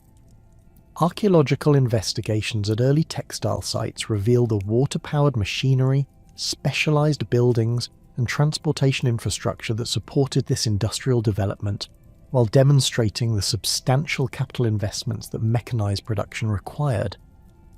The introduction of cotton manufacturing during the 1770s created new opportunities for industrial expansion, while demonstrating Scotland's ability to adapt rapidly to changing market conditions and technological innovations. The importation of cotton from British colonies in the Caribbean and North America provided Scottish manufacturers with access to raw materials that could be processed using water-powered machinery developed in England but adapted to Scottish conditions and requirements. The growth of cotton manufacturing centres like Paisley, which became famous for its distinctive shawl patterns, revealed the sophisticated design capabilities and marketing skills that Scottish manufacturers had developed to compete in luxury goods markets throughout Europe and beyond. The development of chemical industries to support textile manufacturing created new forms of industrial integration, while demonstrating the scientific knowledge that Scottish entrepreneurs had acquired through Enlightenment educational institutions. The production of bleaching agents, dyes, and other chemical products required sophisticated understanding of chemistry and chemical engineering that reflected the high level of scientific education available in Scottish universities. Contemporary industrial records reveal the systematic application of scientific principles to manufacturing processes, while documenting the international networks of technical knowledge that connected Scottish industrialists with innovators throughout Europe and North America. Coal mining expansion during this period provided the energy resources necessary for industrial development, while creating new forms of industrial organisation and labour relations that would characterise Scottish industrial society throughout the 19th century. The systematic exploitation of coal deposits in central Scotland required substantial capital investments in mining equipment, transportation infrastructure, and worker housing that demonstrated the scale of industrial transformation that was occurring throughout the kingdom. Archaeological evidence from mining communities reveals the harsh living conditions that industrial workers endured, while illustrating the company housing, industrial facilities, and transportation networks that supported coal production. The development of iron production using Scottish coal and imported iron ore created the metallurgical foundation for Scotland's emergence as a major industrial power during the late 18th and early 19th centuries. The Carron Iron Works, established in 1760, became one of Europe's most advanced metallurgical facilities, while demonstrating Scotland's ability to compete successfully in heavy industry through the application of scientific principles and innovative manufacturing techniques. The production of high-quality iron goods, including the famous Carron cannons that equipped British naval and military forces throughout the Empire, established Scotland's reputation for metallurgical excellence, while providing crucial military supplies for Britain's imperial expansion. Glasgow's transformation from a modest cathedral town into Scotland's largest city and most important industrial centre reflected the convergence of favourable geographic position, commercial networks, and entrepreneurial energy that characterised Scotland's industrial revolution. The city's location on the River Clyde provided access to Atlantic shipping, while its position at the centre of Scotland's coal and iron deposits facilitated industrial development. Archaeological investigations in Glasgow reveal the rapid urban growth that occurred during this period, including the construction of new residential districts, industrial facilities, and commercial buildings that accommodated the expanding population and economic activity that industrial development generated. The tobacco trade that provided the foundation for Glasgow's commercial prosperity involves systematic exploitation of colonial production and European consumption through sophisticated credit networks, shipping arrangements, and marketing strategies that demonstrated Scottish commercial capabilities. Glasgow merchants established direct relationships with tobacco planters in Virginia and Maryland, while developing European distribution networks that bypassed traditional English intermediaries. Contemporary commercial records reveal the substantial profits that this trade generated, while documenting the complex financial instruments and international partnerships that supported transatlantic commerce. The integration of manufacturing and commerce in Glasgow created new forms of industrial organisation that combined production, processing, and marketing functions within single enterprises or closely coordinated business networks. The development of sugar refining, rum distilling, and other processing industries that utilise colonial raw materials demonstrated the systematic integration of imperial trade with domestic manufacturing that characterised Scottish industrial development. Archaeological evidence from Glasgow's industrial districts reveals the specialised facilities, transportation infrastructure, and worker housing that supported this integrated industrial economy, while illustrating the environmental consequences of rapid industrial growth. Scottish emigration during this period reflected both the disruptions caused by agricultural and industrial change and the opportunities created by British imperial expansion for Scottish participation in colonial development throughout North America, Australia, and other parts of the expanding empire. The Highland clearances that began during the late 18th century forced substantial population movements as landlords converted agricultural land to sheep farming that required fewer workers while generating higher rental income. Archaeological evidence from cleared Highland settlements reveals the systematic destruction of traditional communities while documenting the material culture that emigrants carried with them to new homes in colonial territories. The organised emigration schemes that developed during this period provided systematic mechanisms for transporting Scottish families to colonial settlements while maintaining cultural and economic connections with their homeland. The establishment of Scottish communities in Nova Scotia, Prince Edward Island, and other parts of British North America created overseas extensions of Scottish society that preserved traditional cultural practices while adapting to new environmental and economic conditions. Contemporary emigration records document the substantial scale of this population movement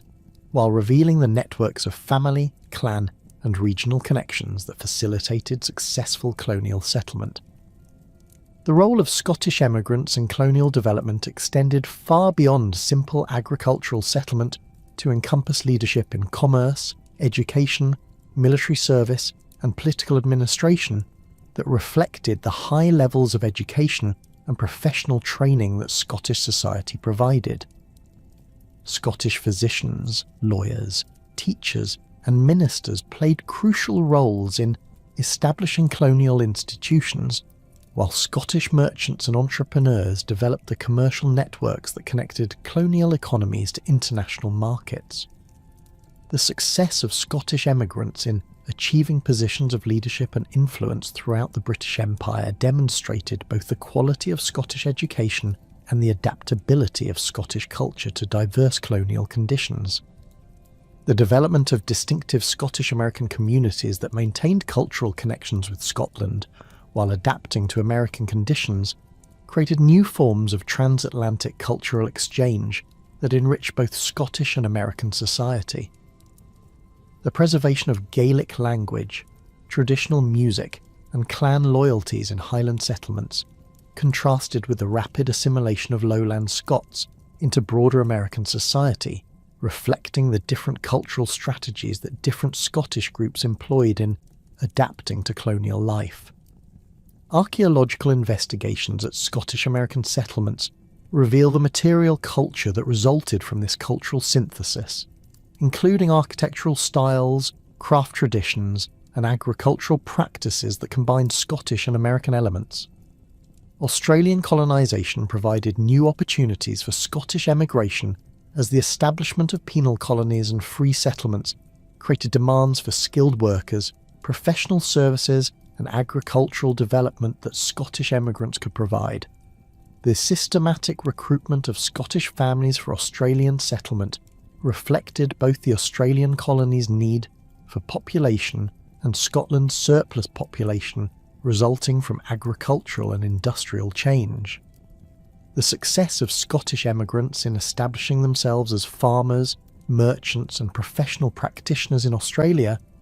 demonstrated the continuing vitality of Scottish culture and the adaptability of Scottish institutions to diverse colonial environments. By 1850, Scotland had completed a remarkable transformation from a poor peripheral kingdom to a major centre of industrial production, intellectual achievement, and cultural influence that extended throughout the British Empire and beyond. The convergence of Enlightenment learning, agricultural improvement, industrial innovation, and imperial expansion had created new forms of Scottish identity that combined traditional cultural elements with modern economic and social structures. The emigrant communities that Scottish people had established throughout the world maintained connections with their homeland while adapting Scottish culture to diverse local conditions, creating a global Scottish diaspora that would continue to influence world development throughout the 19th and 20th centuries. This transformation had come at considerable social cost, including the destruction of traditional Highland society and the displacement of rural populations. But it had also demonstrated the remarkable capacity of Scottish society to adapt to changing circumstances while maintaining distinctive cultural characteristics that continued to shape Scottish identity in the modern world.